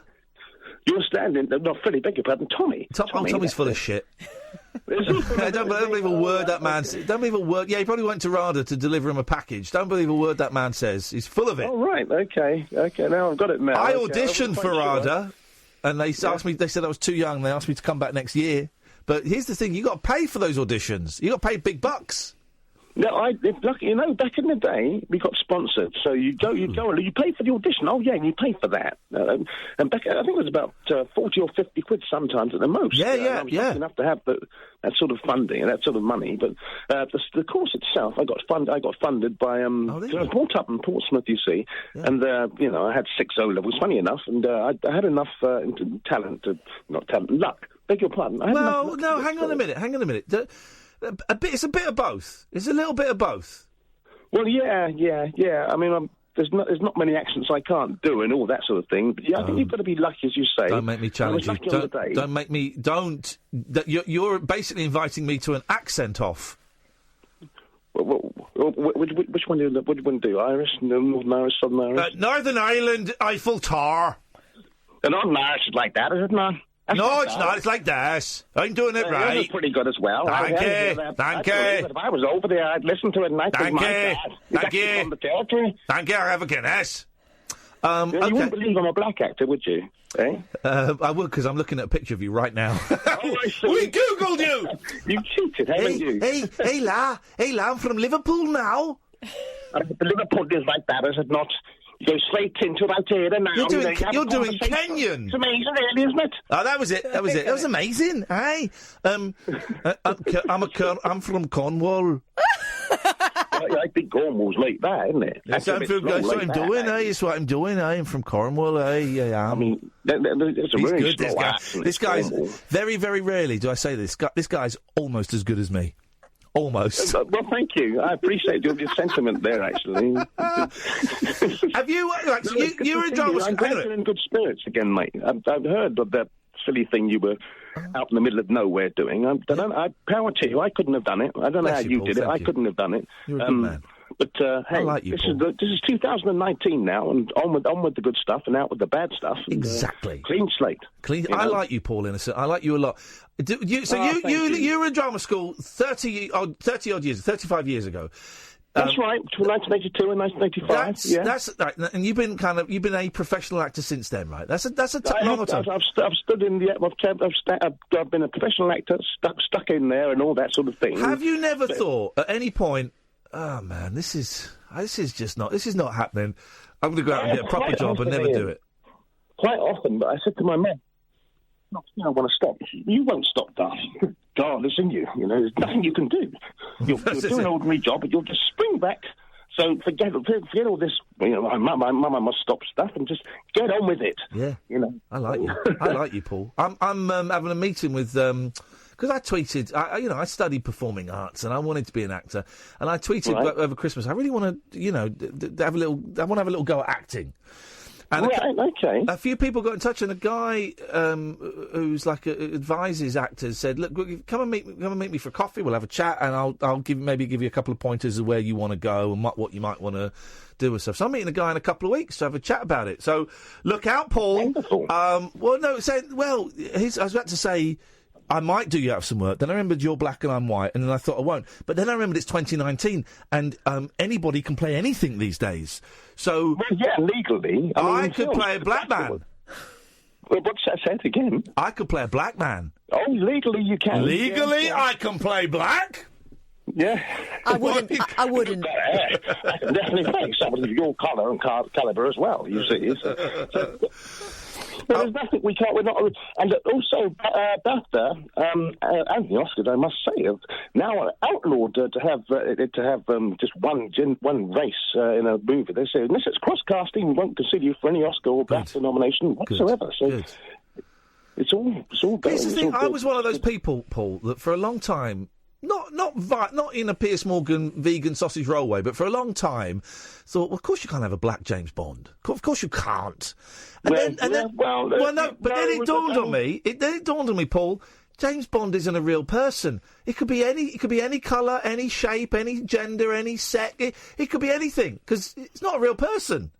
No. It can be anybody. If they've got the talent to put out the vocality and all that sort of stuff. I want a black Bond. I think we come from I was born here, but the nation, this nation is founded on a single sort of back in the day of the Roman Empire and all that sort of thing. So you're fighting against the genes of hundreds and thousands of years, really. Here's the thing, Paul. This country is full of racists. This is a racist scumbag country. They're talking about making Tommy Robinson the leader of UKIP. Have you heard that? You think that way yourself, because you're Caucasian yourself. This is a scumbag race. Because I've seen what happened. I've seen what's happened to people. This is a scumbag racist country. And you know what? I hate this country, man. I hate it. We'll go and live somewhere else. No, my kids live here. I'm not going to... But how often have you travelled to the US? Have you been over there? I've been to the United States of America many times. Yeah, I see a hidden racism over there. I've got to be honest, it looks all rosy on the surface. Yeah, well, it depends where you go, isn't it? You've got kind of the more liberal places, like you have here, like LA and New York, and then everywhere in between is full of racist scumbags that have got guns. Yeah, I mean, if you travel down south, hot damn, I believe down there, they really have a problem. Well, boy, I tell you, my southern accent is one of the best southern accents in the whole of Texas. You got it going on, I believe that. I'm going to kick your ass. I'm going to kick your ass. I'm going to kick it out of Texas, boy. You going to kick my backside? I'm going to kick your black side. Get the hell out of Texas, boy. If you go down there, you might encounter some sort of racial negativity. You might do. I didn't see much. Hey, Paul, how long you been listening to this? How long you been listening to this show for, man? How long have I been listening to the show? Yeah. Well, my friend put me on to you about a week and a half ago. And I didn't know anything about it till then. I was so busy trying to wash dishes and keep a living and keep a roof over my head. I knew nothing about it. Man, you're a new listener and you called in after a week. I always appreciate that a lot. Hey, listen, Paul, I've got to go to the news, but I've really, really enjoyed chatting with you, man, and you're welcome to give us a call anytime you want, Paul, and we'll have more of an accent off. Same here, Dean. Same here. You'll hear from me in a few days' time again. All right? Nice one, man. Take care, Paul. Bye. And you. Bye-bye. Bye. What a nice guy. What a really nice guy. I wasn't sure what to make at the start. Neither was he, let's be honest. What a lovely guy. And then we Googled him and we saw his IMDb page and I thought, what a nice bloke. I enjoyed that, Paul. Thank you, mate. Yeah, but do give us a call again. I'd love to speak to you again. I like that when people listen for like a week and a half and then go, right, I'm having some of this. I'm in. Not so much when they've just started listening, like the first night, because quite often, more often than not, on the first night they don't get it and they think it's a traditional phone-in show. But he's a bright bloke. He's listened for a week and a half. He's got it. He's like, I'm going to have a go at this. Good for you, Paul. Thank you, mate. Johnny, stay there. We'll come to you in a bit. 0344 499 1000 is the telephone number. This seems to be, I'm going to say it, one of the best shows we've ever done. I'm going to say it. It may not be true, but I'm saying it. This is the Late Night Alternative every weeknight between 10 o'clock and 1 o'clock. My name is Iain Lee, that is Catherine Boyle, and you are listening to, of course, Talk Radio. You never give me your money. You only give me your funny paper. And in the middle of negotiations, you break down. I never give you my number.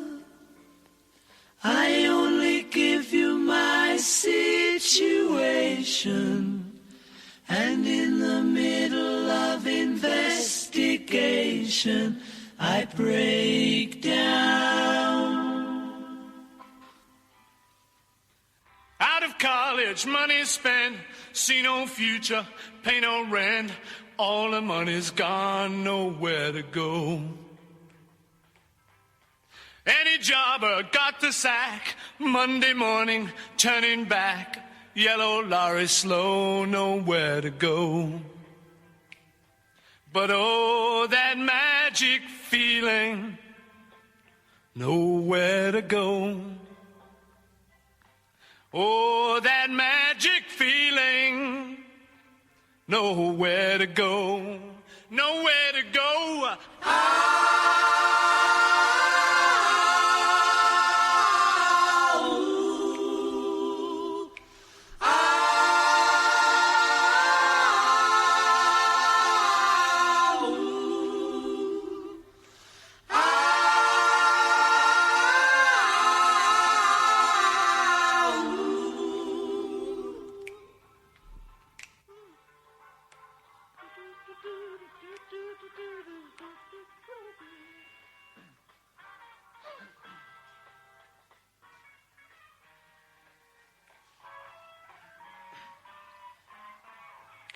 one sweet dream. Pick up the bags, get in the limousine. Soon we'll be away from here. Step on the gas and wipe that tear away. One sweet dream came true today. Came true today. Came true today. Yes, it did.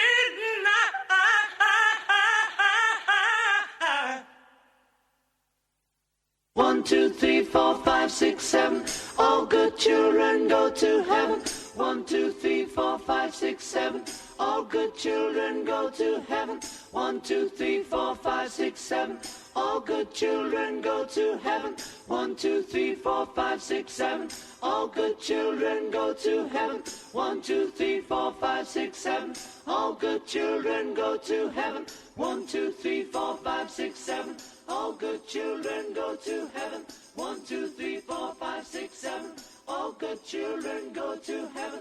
1, 2, 3, 4, 5, 6, 7. All good children.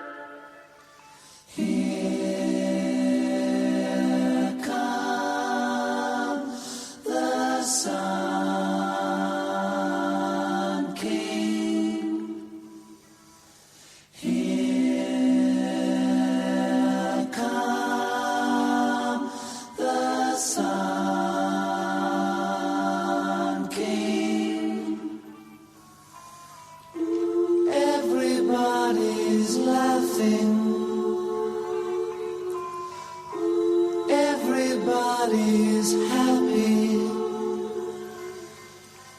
Here come the Sun King.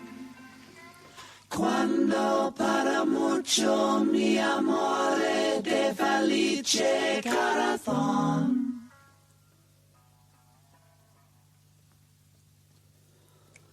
Mondo paparazzi, mi amore, chica ferdi parasol.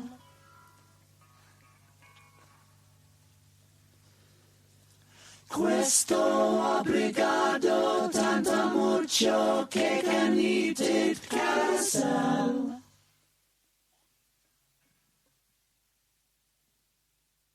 Me and Mr. Mustard sleeps in the park, shaves in the dark, trying to save paper. Sleeps in a hole in the road, saving up to buy some clothes. Keeps a 10-bob note up his nose. Such a mean old man. Such a mean old man.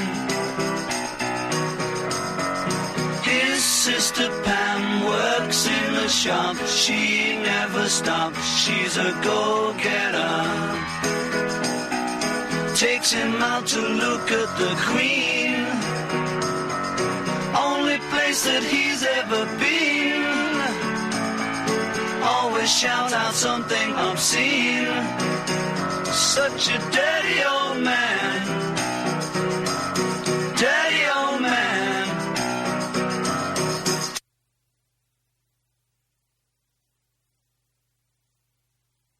Well, you should see Polythene Pam. She's so good looking, but she looks like a man. Well, you should see her in drag, dressed in a polythene bag. Yes, you should see Polythene Pam. Yeah, yeah, yeah. Oh.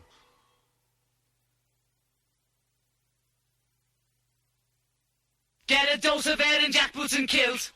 She's killadilla when she's at the hilt. She's the kind of a girl that makes an use of the whale. Yes, you could say she was attractively built. Yeah, yeah, yeah.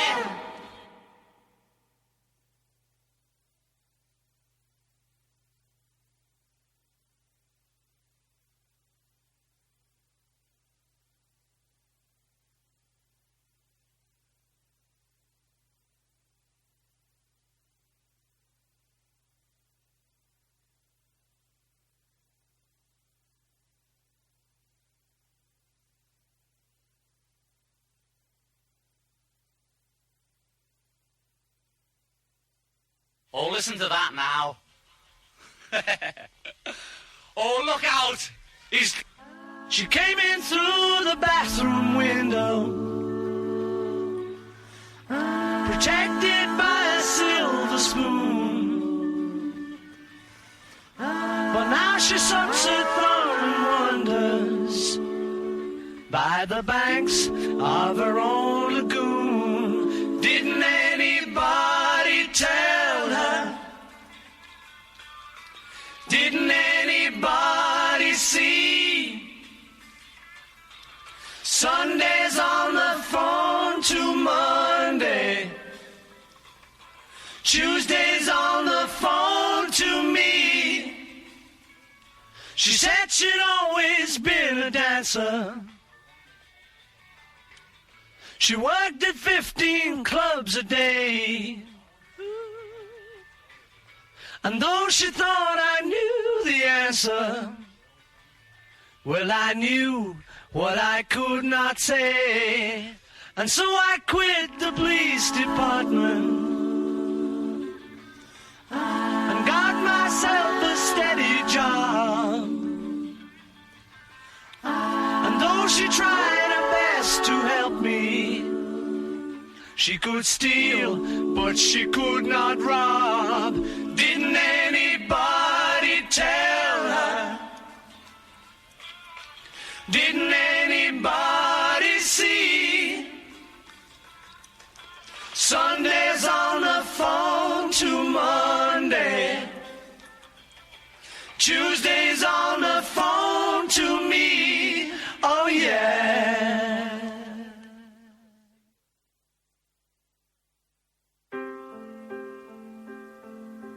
Once there was a way to get back homeward.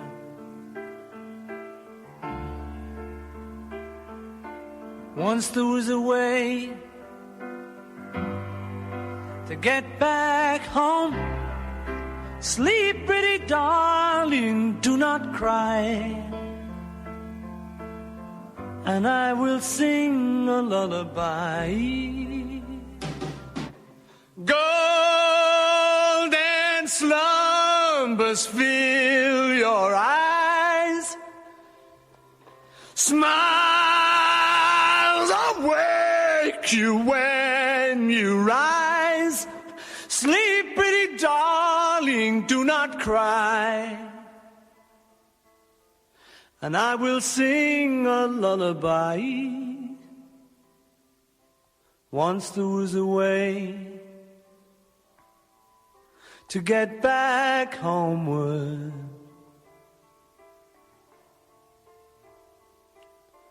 Once there was a way to get back home. Sleep, pretty darling, do not cry, and I will sing a lullaby. Boy, you're gonna carry that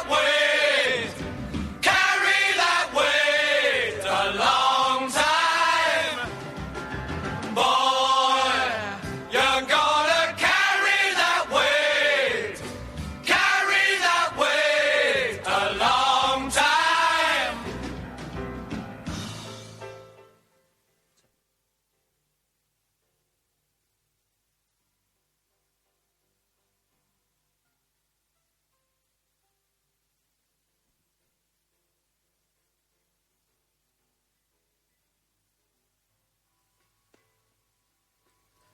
I never give you my pillow. I only send you my invitations. And in the middle of the celebrations, I break down. Boy, you're gonna carry that weight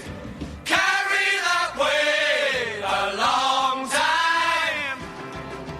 Boy, you're gonna carry that weight a long time.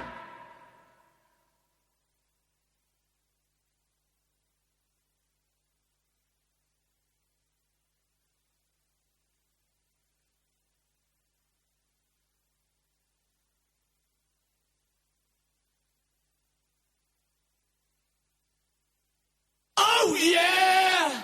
All right! Are you gonna be in my dreams tonight?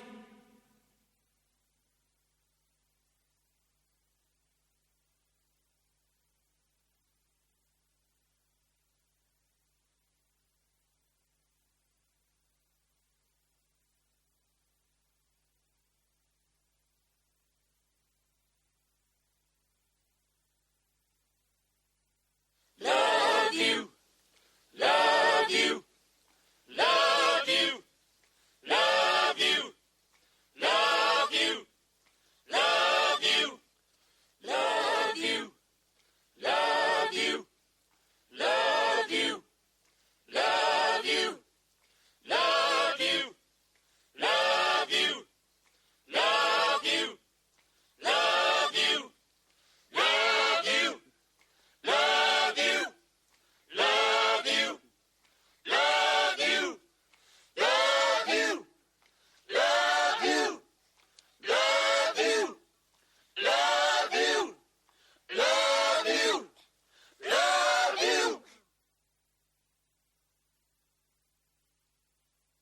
And in the end, the love you take is equal to the love you make.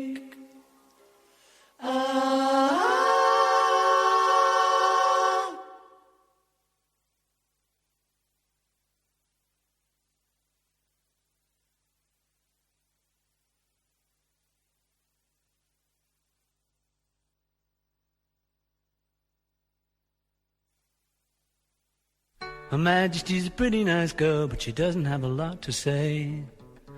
Her Majesty's a pretty nice girl, but she changes from day to day. I want to tell her that I love her a lot, but I gotta get a belly full of wine. Her Majesty's a pretty nice girl, someday I'm gonna make her mine, oh yeah, someday I'm gonna make her mine. The Late Night Alternative with Iain Lee. On air and off the leash. On Talk Radio. 03444991000 is the telephone number. I have a vibrator. Show off, so do I. Let's go to Johnny. Good evening, Johnny. Hello? Hello, is that Johnny? How's it going, mate? Okay? That's none of your business. Yes, ma'am. What have you got for us? You all right, mate, yeah? Yep. Hello? Yeah, so basically, right, my opinion is, right, is how come, right, basically, what's the deal with the white man guilt? What's the deal with the what? The white man guilt. Well, I don't know. Why have you got white man guilt? Well, all over. Like, basically all over. Why have you got white man guilt all over, man? Let it go. Don't feel guilty. What are you feeling guilty about?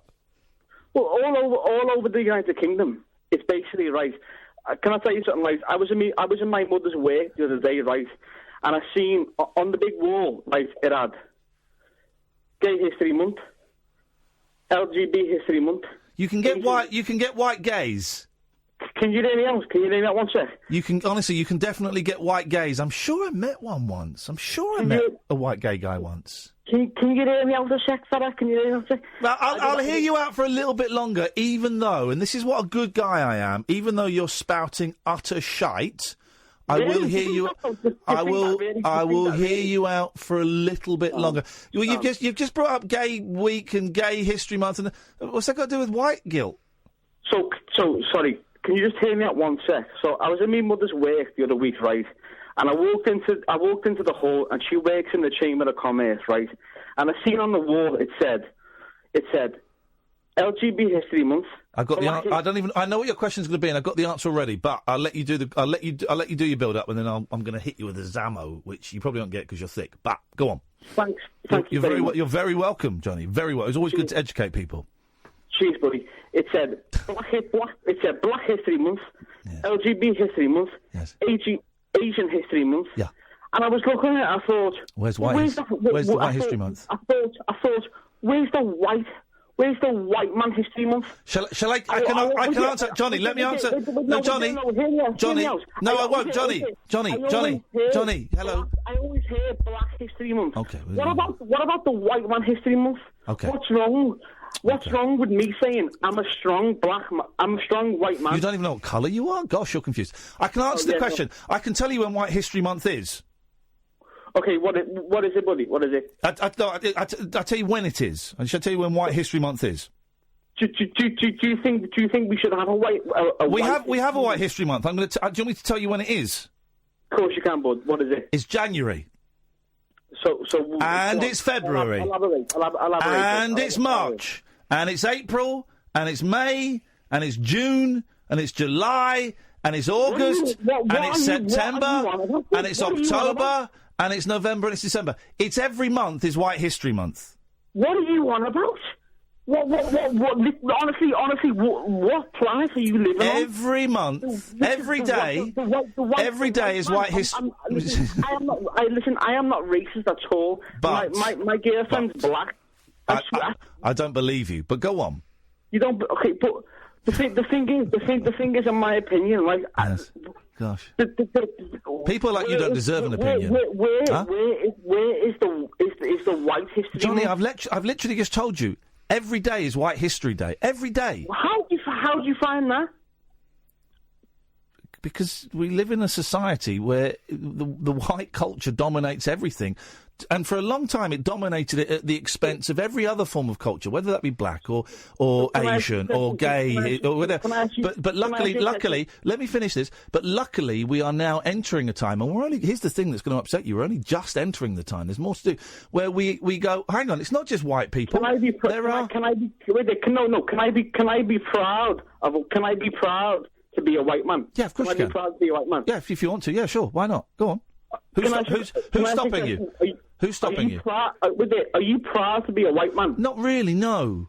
Why not? But I'm not proud to be English. Because I don't believe. You're not proud to be English. No. Well, so basically, both your grandfather and your great grandfather died, and your European grandfathers died for this country, and you're not proud. My granddad didn't. My granddad didn't die for this country. He died in a care home with Alzheimer's. But I take your point. No, I'm not proud. I'm not proud of this country. No. Stop with it. Do me a favour. Stop trying to be the white knight. Are you not a strong white man? I don't know what that means. Strong white man. You tell me, John. Because I'll tell you what. I'm sick to death of hearing black people say I'm a strong black person. And yet you're not. Well, say, Johnny. No, I won't let you finish because you're a thick. No, Johnny, I've let you spout. Johnny. Jesus. No, you're not letting me. Here's the thing, Johnny. Here's the thing. Whatever. You're not letting me finish. No, Johnny, you're off the air for a minute because you've actually had a fair crack of the whip. And here's the thing. Normally, I don't give idiots this much time. People can't hear you, so calm down. I'm going to bring you back. I did ask you a question, a really specific question, which you ignored. So I'm going to ask you the question again. I've answered your question. I'd really like you to answer. I'm from the most diverse place. Okay. I'd really like you. I'm going to ask you a question. Okay. I really want to ask you to answer this question. Okay. Who is stopping you saying you are a proud, strong white man? I'll tell you what. Answer that question. I'll tell you. Go on. Right, we live in a society. We live in a society today where we can be who we are. Yes. Is that true or not? No, don't answer my question with a question. Answer my question. Who is telling you you can't say you're a strong, proud white man? Who's telling you that? Yeah, listen, I'll tell you the truth, right? I feel bad, right? I'm only 22 years of age. I feel scared. Could you answer the question, Johnny? Could you answer the question, please? I answered your question. I had the decency to answer your question, even though it was dumb. You don't know what the question was. I've asked you 2 times. Go on, what's the question? I'll ask you again. Who is stopping you from saying you are a strong, proud white man? The left. Sorry? The left. So when did you try and say it, and when did they stop you? Well, basically, I was on Twitter the other day, and I turned around and I'm a strong white man, and I got castigated by the whole of it. So they didn't stop you saying it. They just exercised their free speech as you were exercising yours, which is fine, yeah? Free speech is fine, right? Well, if free speech is real, why is Tommy Robinson is getting hated the way he is? Oh, because he's a racist prick. That's why Tommy Robinson's getting hated. He's a racist prick. But before you put the phone down, I'm not putting the phone down. But can you put all right, fine. I'm not putting the phone down because I'm not a coward. I'm not scared, and I don't know why you're scared. If you're not a shit house, you tell me what Tommy Robinson has said. Oh, that he's a racist. Oh, I will do. Calling Somalians savages. Have you not seen what I went to school with Somalians. Have you not seen what the Somalis do with it? What did they do at your school? What did the savage Somalians do at your school? I went to school in Chilwell. I went to school in Chilwell. That's great. I didn't ask where you went to. What did the savage Somalians do in your school?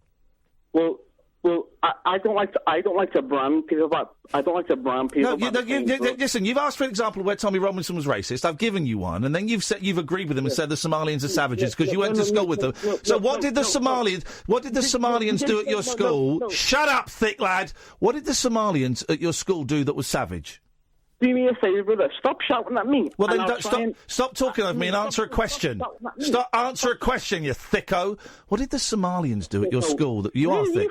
You're thick. What did the Somalians do at your school? It wasn't that long ago. You should be able to remember. Yes. What did the Somalians do at your school that was savage? They battered some girl because she didn't turn around and say that she was a Muslim. Right. Well, first of all, I don't believe that story. But secondly, if it happened, they all hang on. If they all did it, all the Somalians in your school battered a girl, did they? No, I didn't say all of the. I said one Somalian. Right. Okay. And can I ask? Did any of the white guys in your school batter somebody? No. Never happened. A white guy in your school never battered anybody. Can I say something to you? Can you answer the question? No, can I say something to you? Can you answer the question? The Somalian battered the girl because he said the Quran told them to. All right. Well, that's horrendous. But you're saying, like you said. Sorry. So with it. Can we have a conversation, John? Are you just going to Can we have a conversation? Because I want to dissect what you said. You said it wasn't. Thank you, mate. Thank you. I appreciate that, John. No. I don't owe you any. I don't owe thick people any favours. But I'm giving you a favour. I'm educating you. You said it wasn't. You said Somalian. Johnny. Here's the thing. I'm in control. It's my show, my rules. Okay. When I'm talking, they can't hear you. You're off the air now. You're going to come back on the air. But we're going to have a conversation, and you're having a very, very fair crack of the whip. Okay. So I'm going to put you back on the air.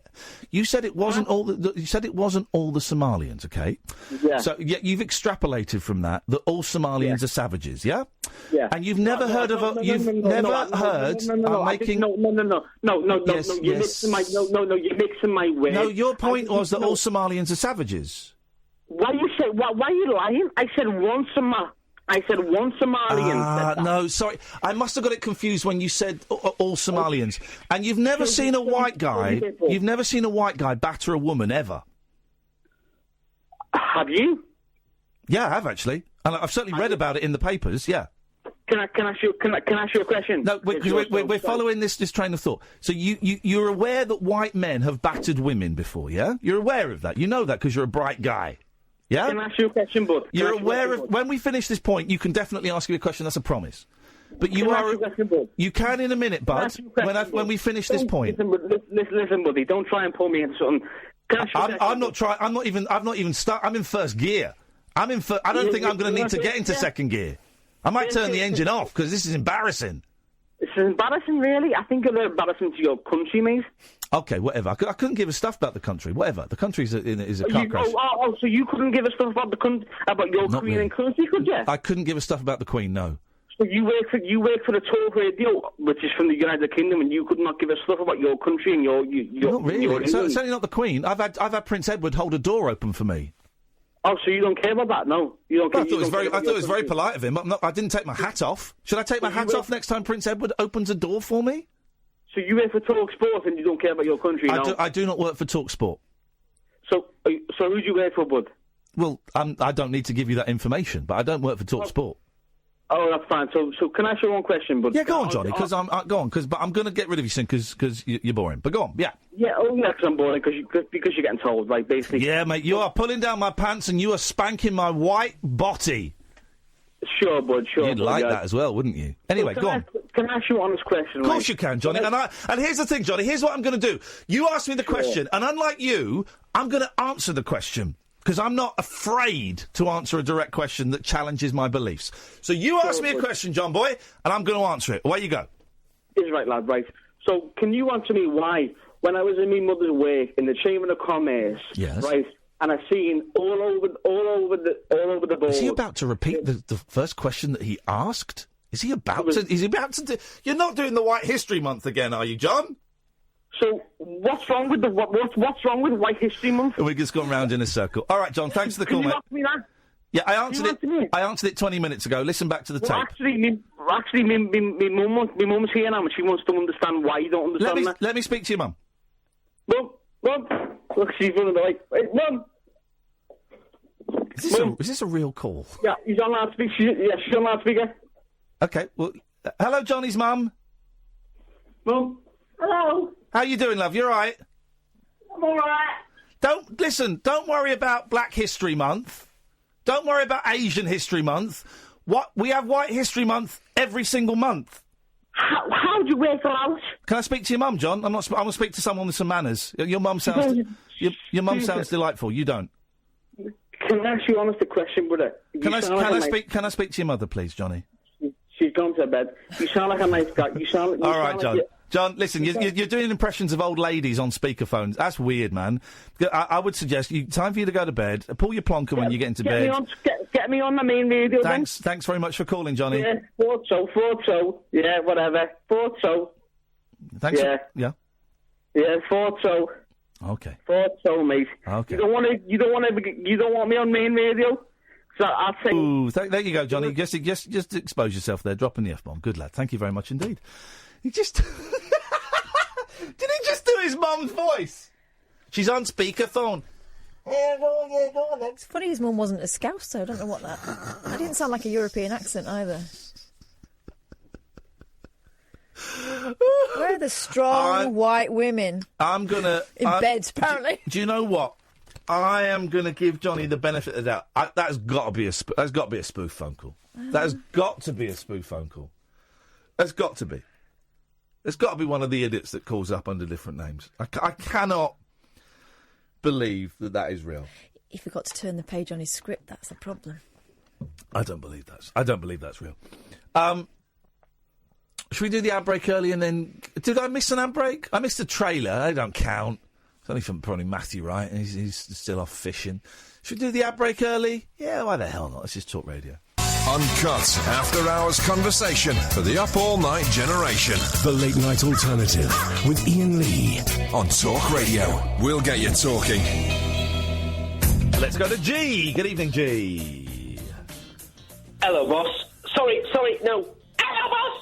This is wow. It's G's mum. He's not a racist. He's just a very naughty boy. Damn right, sunshine. Damn right, sunshine. What an ass. I mean... What an ass. Great, cute ass. Oreo golas. What an amazing last hour of the show this has been. It's been awesome. It's been awesome. It's been one of the best Loved shows. it. Good. Do you know what I really, really enjoyed? Go on. Listening. What? Listening. Oh. Being a listener. Well, you do keep butting in, don't you? Listen. Well, yeah, but that's your role in this relationship. Exactly. It's my job. Yes. Your job is to present. Kath's job is to produce and co-present. Double whammy. Exactly. She gets paid half of what I get paid. Both ends of the coin. Oh, wait, no. She gets less than half what I get paid, which is the way it should be. Sexist Britain, that's the way it should be. It's the way it should be. Britain. Of course it's not the way it should We're be. all racist, mate. Yeah, I really hate Asian people.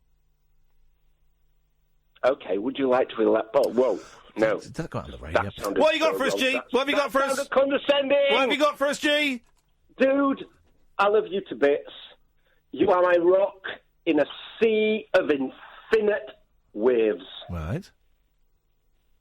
And I would just like to thank you for being there when I am at my lowest. Okay. And I need perking up. Okay, well, always happy to make you perky. Dude, that's and all I'm happy. Do you know what? I'm happy to make you pinky as well, actually. Whoa. And purpley. Tiger. Good night, G.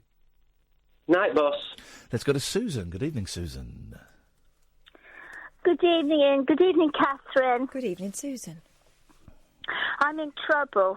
Oh, no. What now? You can get a pill, I think, from the chemist. No.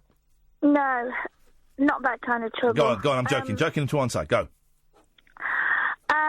I was waiting for the bus tonight to go to one of my little jobs, and I saw Francesca, the girlfriend of you-know-who, Yes. Omar Sharif. Yes. Well, the main girlfriend. Yes. Bearing in mind he's got 10 on the go.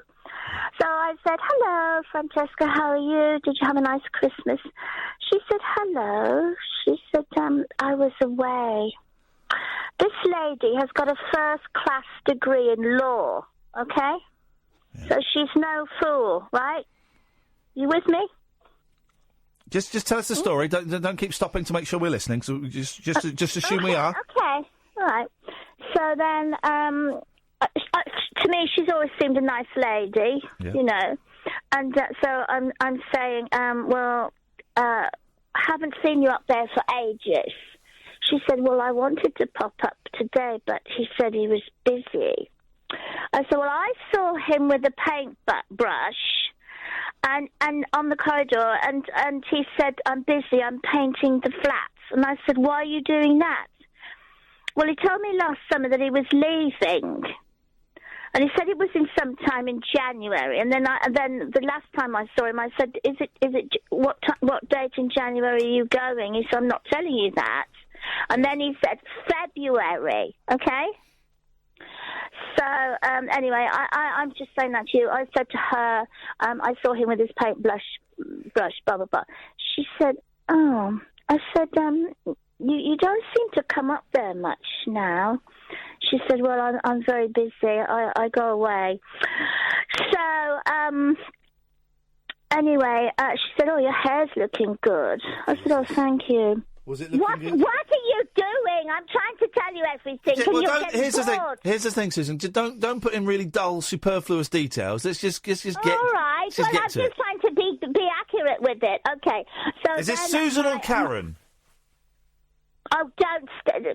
I'm not discussing that. Ian. All Can right. you stay on the subject, please? Well, can you stay So on the anyway, subject, not your bloody yeah, hair? well, I'm trying. And then, and then I said, "Oh, my bus." She said, "What are you doing now?" I said, "I'm going to see a friend." I thought, "I'm not discussing my work with you." Do you know what I mean, Catherine? Why should she know? So I said, "Oh, that's my bus," and I said, "Nice to see you." She said, "Yes." She said, To see "Take you, care, nice. bye." So I ran to the bus, and then I met him tonight, and he had a go at me. Right? When I got home, he ripped the door open, and he said, what did you say to Francesca? She buzzed him. She texted him and said this, that, and the other about me. And he said, she's coming on Saturday. He said, and I want you and Francesca to talk. She said to him that I said to her, oh, when you're going to get married. I said, I never mentioned marriage. Why should I do that? And she said to him,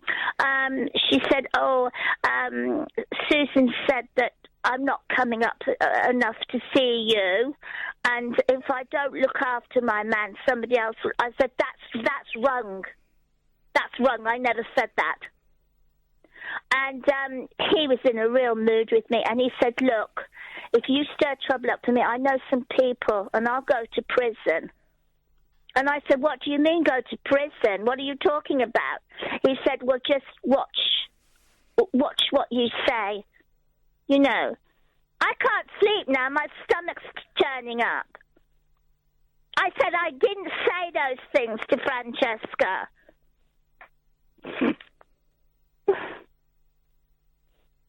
Are you there? Yeah.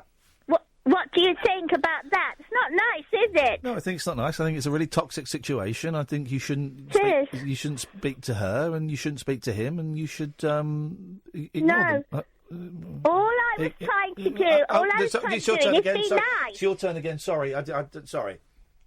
No, I was just trying to be friendly, that's all.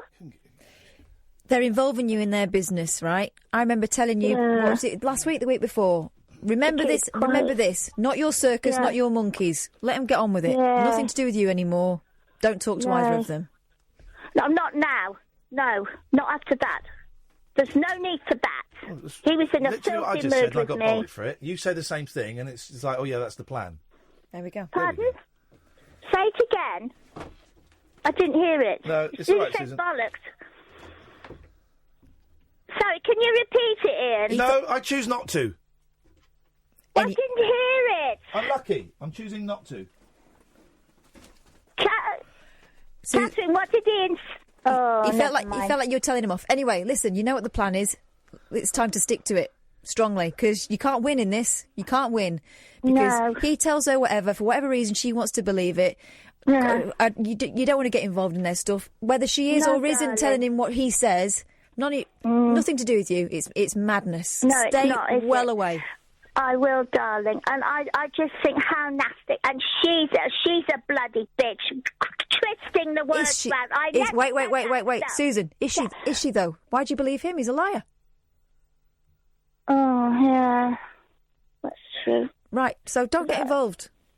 No, I won't. I only said hello, but I was trying to be nice, wish a happy new year and stuff. He's threatened because he's got a lot of stuff going on. Right. He's got a lot of female entanglements on the go, and he's worried about them crossing over. Just don't get involved. Right. Don't get sucked into his thing.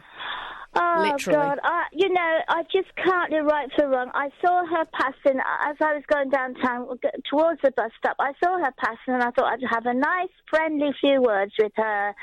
She's done nothing wrong to me. I think she's a nice lady. I say a few nice words, and it's all gone up the bloody wall. Do you know what? She probably is a nice lady. You've got evidence that he isn't. Yeah. Right? Exactly. Oh, yeah, plenty. Here's the other thing, right, that I've learned later on in life. If someone shows you who they are, why do you keep expecting him to be different? You know who he is, and you know what he is. Yeah, that's true. So leave it. I will. I think. Do you know what I think, Catherine? I think I've got feelings for him. That's the trouble. I think you might, yes, but it's based on lies, and it's it is based on lies, and it's no good for anyone. I know. So no, it's not. You see, Ian won't understand this, Catherine, but you might understand this because the female mind is different to the male mind regarding several issues, and sex is one of them. And when a woman lays down with a man, she has quite deep feelings. You can't just lay down with anybody, and he doesn't. That's the way culture has shaped things. I don't think it's necessarily as cut and dry as that, but yeah, I get it. But here we go. He wants one thing. And he's not interested in your feelings. To be talking to you about, to be threatening you now. Come on. I know.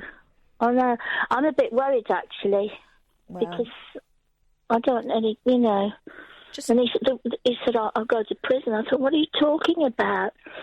Shall I just completely not say anything to them? I think you've had enough alarm bells there.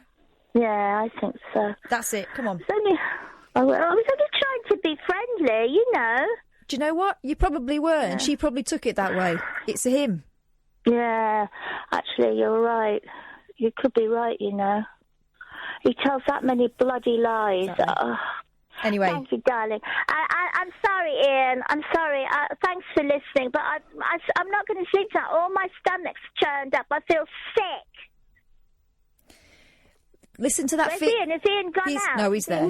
He's there. Listen, that feeling, if you start feeling like physically threatened, call the police, but that feeling in your stomach is telling you that this is not the right situation to be in. So listen to it. I know. All right? It's your solar plexus, isn't it? Your inner voice. There you go. What sign are you? Are you Aquarius, Catherine? No, I'm not. I don't really hold it. Thanks for your call, Susan. Bye, Susan. Bye-bye. Well... When we get to those questions, I think it's time to move on to Onzy. 0344 499 1000 is the telephone number if you want to give us a call. You'd be very, very welcome to. Well done. You handle those situations better than I ever could, Catherine. And that's why we're such a great team. Delegation. That's what it's all about. The old delegazione. I thought exactly. He does sound like a shit, though, doesn't he? Bum cushions. Yes! Was that the best one? Because we've only got 10 minutes now. Is that the best story you've got? Well, that's the one that caught my eye first. Was there another one? There was one about a man left with an air freshener up his bum. Oh, well, hang on a minute. Or the time traveller. Hang on a minute. A man with an air freshener up his bum beats bum cushions any day of the week. Actually, it could be a novel answer to a lifelong problem. Working with you in this studio, those little could cut out the middleman. Like those little things you get in those ambipures that fire off automatic every time someone walks past your bum. This is enormous, though. Okay. This is in The Sun. I probably don't need to tell you this because of the language used. Causing a stink, man left with can of air freshener up bum when sex game goes very wrong. Baby, That's the noise you make when it goes up there. The randy gent, 40, dirty pervert, was rushed to hospital in the Dominican Republic where he underwent a gruelling 2-hour operation to remove the bulky can. I like mine quite hard, and then I like to put it all in my mouth at once. It wasn't his mouth, Paul, it was his bum. Someone in that household had been to Costco or something and bought an industrial-sized can. This is not a small one. This is not something that you would put up there and forget about.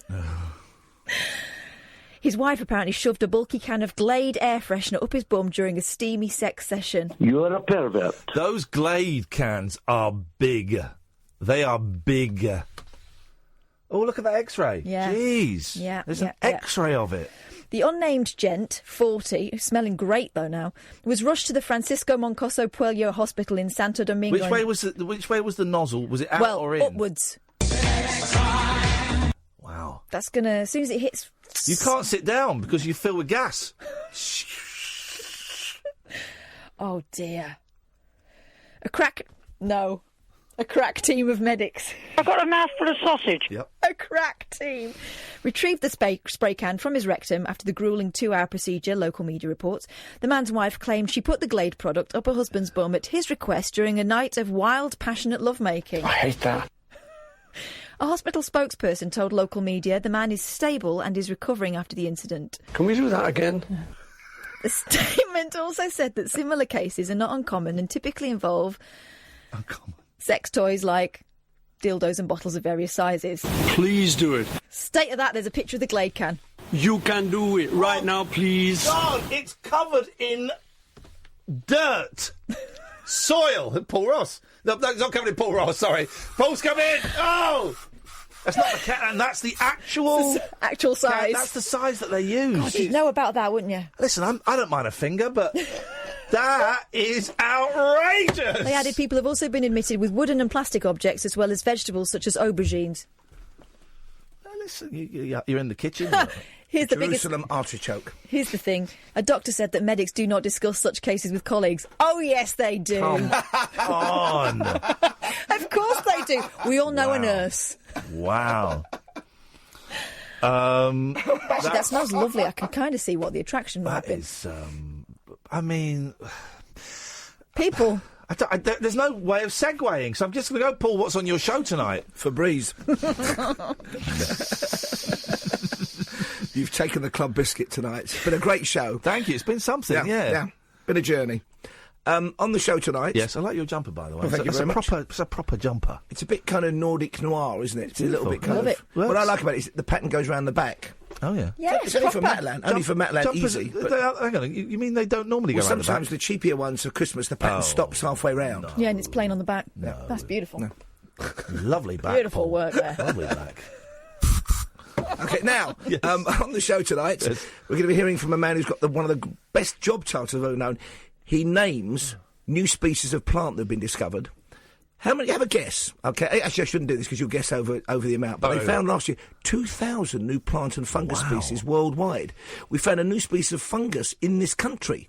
What have these slackers been doing? Wowzers. This guy's had a tree named after himself, which is 80 foot high. Now, if you're going to name a plant after yourself, you'd pick a big one, wouldn't you? Yeah, definitely. So he's on the programme, which I'm looking forward to, a Q botanist. We'll also get the very latest on that New Horizons fly past of Ultima. I always called it Ultima Thule, but apparently Thule to rhyme with Julie, which takes some of the kind of drama away from it. Oh, really? Well, some of our newsreaders have been saying, but what do they know? Well, here's our news... I got rid of a clip yesterday, but our newsreaders, remember once they pre-recorded the news, and they left him stumbling over a name and going, oh, yes. Do you know what? I'm saying nothing. I've done that in the past. Yeah, but...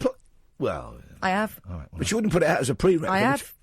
Oh, God. Well, my you trust this woman with your career? That's why I'm not a newsreader anymore. I don't think I've got them here. No, my favourite one is someone I used to work with, Sophie Davison, who went to Heat Radio, left LBC to go to Heat Radio. It's a clip I played in the show. And... it goes to a pre-record, but the wrong fader is up. So the pre-record doesn't play out, and it's her going, oh, shit, oh, God, oh, I'm so effing nervous, oh, it's effing going wrong, ah! And that's what goes out. And she got that's the news I want to hear every night. Yeah, exactly. The mental state of the newsreader. Yeah, that's what you need. And we've also got B&A Friday. We've got a bit of a TV preview. And Danielle from the newsroom, for the last time for a while, is giving us a good news roundup. Oh. We like it. She has some great stories from the world, including the Brazilian family. With the thing up the bum? No. They're Dominican. Whole family. Yeah. But they're all the same to Ian. Johnny Foreigner. Yeah, they are. So they bought a pig to have for Christmas Day as a suckling pig. Yes. And the children had a word, and they've adopted it. Oy. Now, that's the kind of story you want to start 2019 with, isn't it? A hungry family who've now got a pig. They had the cat instead. No, I don't know. I don't know what the outcome of that story is. So loads on the programme, and of course the usual old tosh. Busy stuff. We got a withheld number calling in, which is always a little bit dodgy bodsky. But let's see. Hello, line 1. You're on the wireless. Stick a guard up my arse and spare. Okay, I don't quite know what that was there. I think it was that fella's mum again. Spoken up. Okay. Man alive. Bum pillows. Do bum pillows... Oh, I've shut my computer. Oh. People are buying bum-shaped pillows. That's a great story. Thanks so much for that, Catherine. Cheeky. Here's the thing. We got another minute and 30 seconds, right? We've got to be on. All right. People are buying a lot of bum-shaped pillows and boob-shaped pillows. Don't just fill out their headline. The one thing I could never... When you're talking boob-shaped, I could never understand why anyone would buy in Asda those cakes shaped like bosoms. Oh, I know. Because you've got to cut into them for a birthday or a hen do or something. Yeah. Why don't you? Or a stag... Not a stag do. Blokes don't eat cakes on stag do. Many other Don't things. they? No, they don't. Many other things. But how would you take the knife to a fine pair of bosoms? I know, it does seem rather perverse. But yet that is what all of the various crime channels and Discovery channels quite often are based on. My TV started recording... like true murder things, which is great because I quite like true murder things. Nice instruction manual. No, but you never know when you're going to need it. I didn't ask it to do that. Your TV is possessed. My TV keeps turning You itself thought it on. was bad when it was 4 in a bed, now it's murders. Yeah. Get me in your chat magazine. Chat, it's fate. That is what we're doing. Dear listener, that is your lot. I'm going to go and have a lie down for about 4 or 5 hours because I'm going to get woken up by the kids in the morning, but that's fine. That's what we do. That's why we do this. That's why we love them. That's why we love them so much. We get woken up with very little sleep and entertain them for a day. Taking them swimming. Wow. Thank you, Sam. Thank you, Catherine. There are podcasts aplenty. There is the best of. There is Joe Pullman, who is the director of the Bros documentary that we had on yesterday. Don't forget there is the screening of the Bros documentary we're doing in March. More details when we have them. And, of course, we do a daily best of. You have been listening to the Late Night Alternative with Iain Lee and Catherine Boyle. Stay tuned because Paul Ross is on Talk Radio next.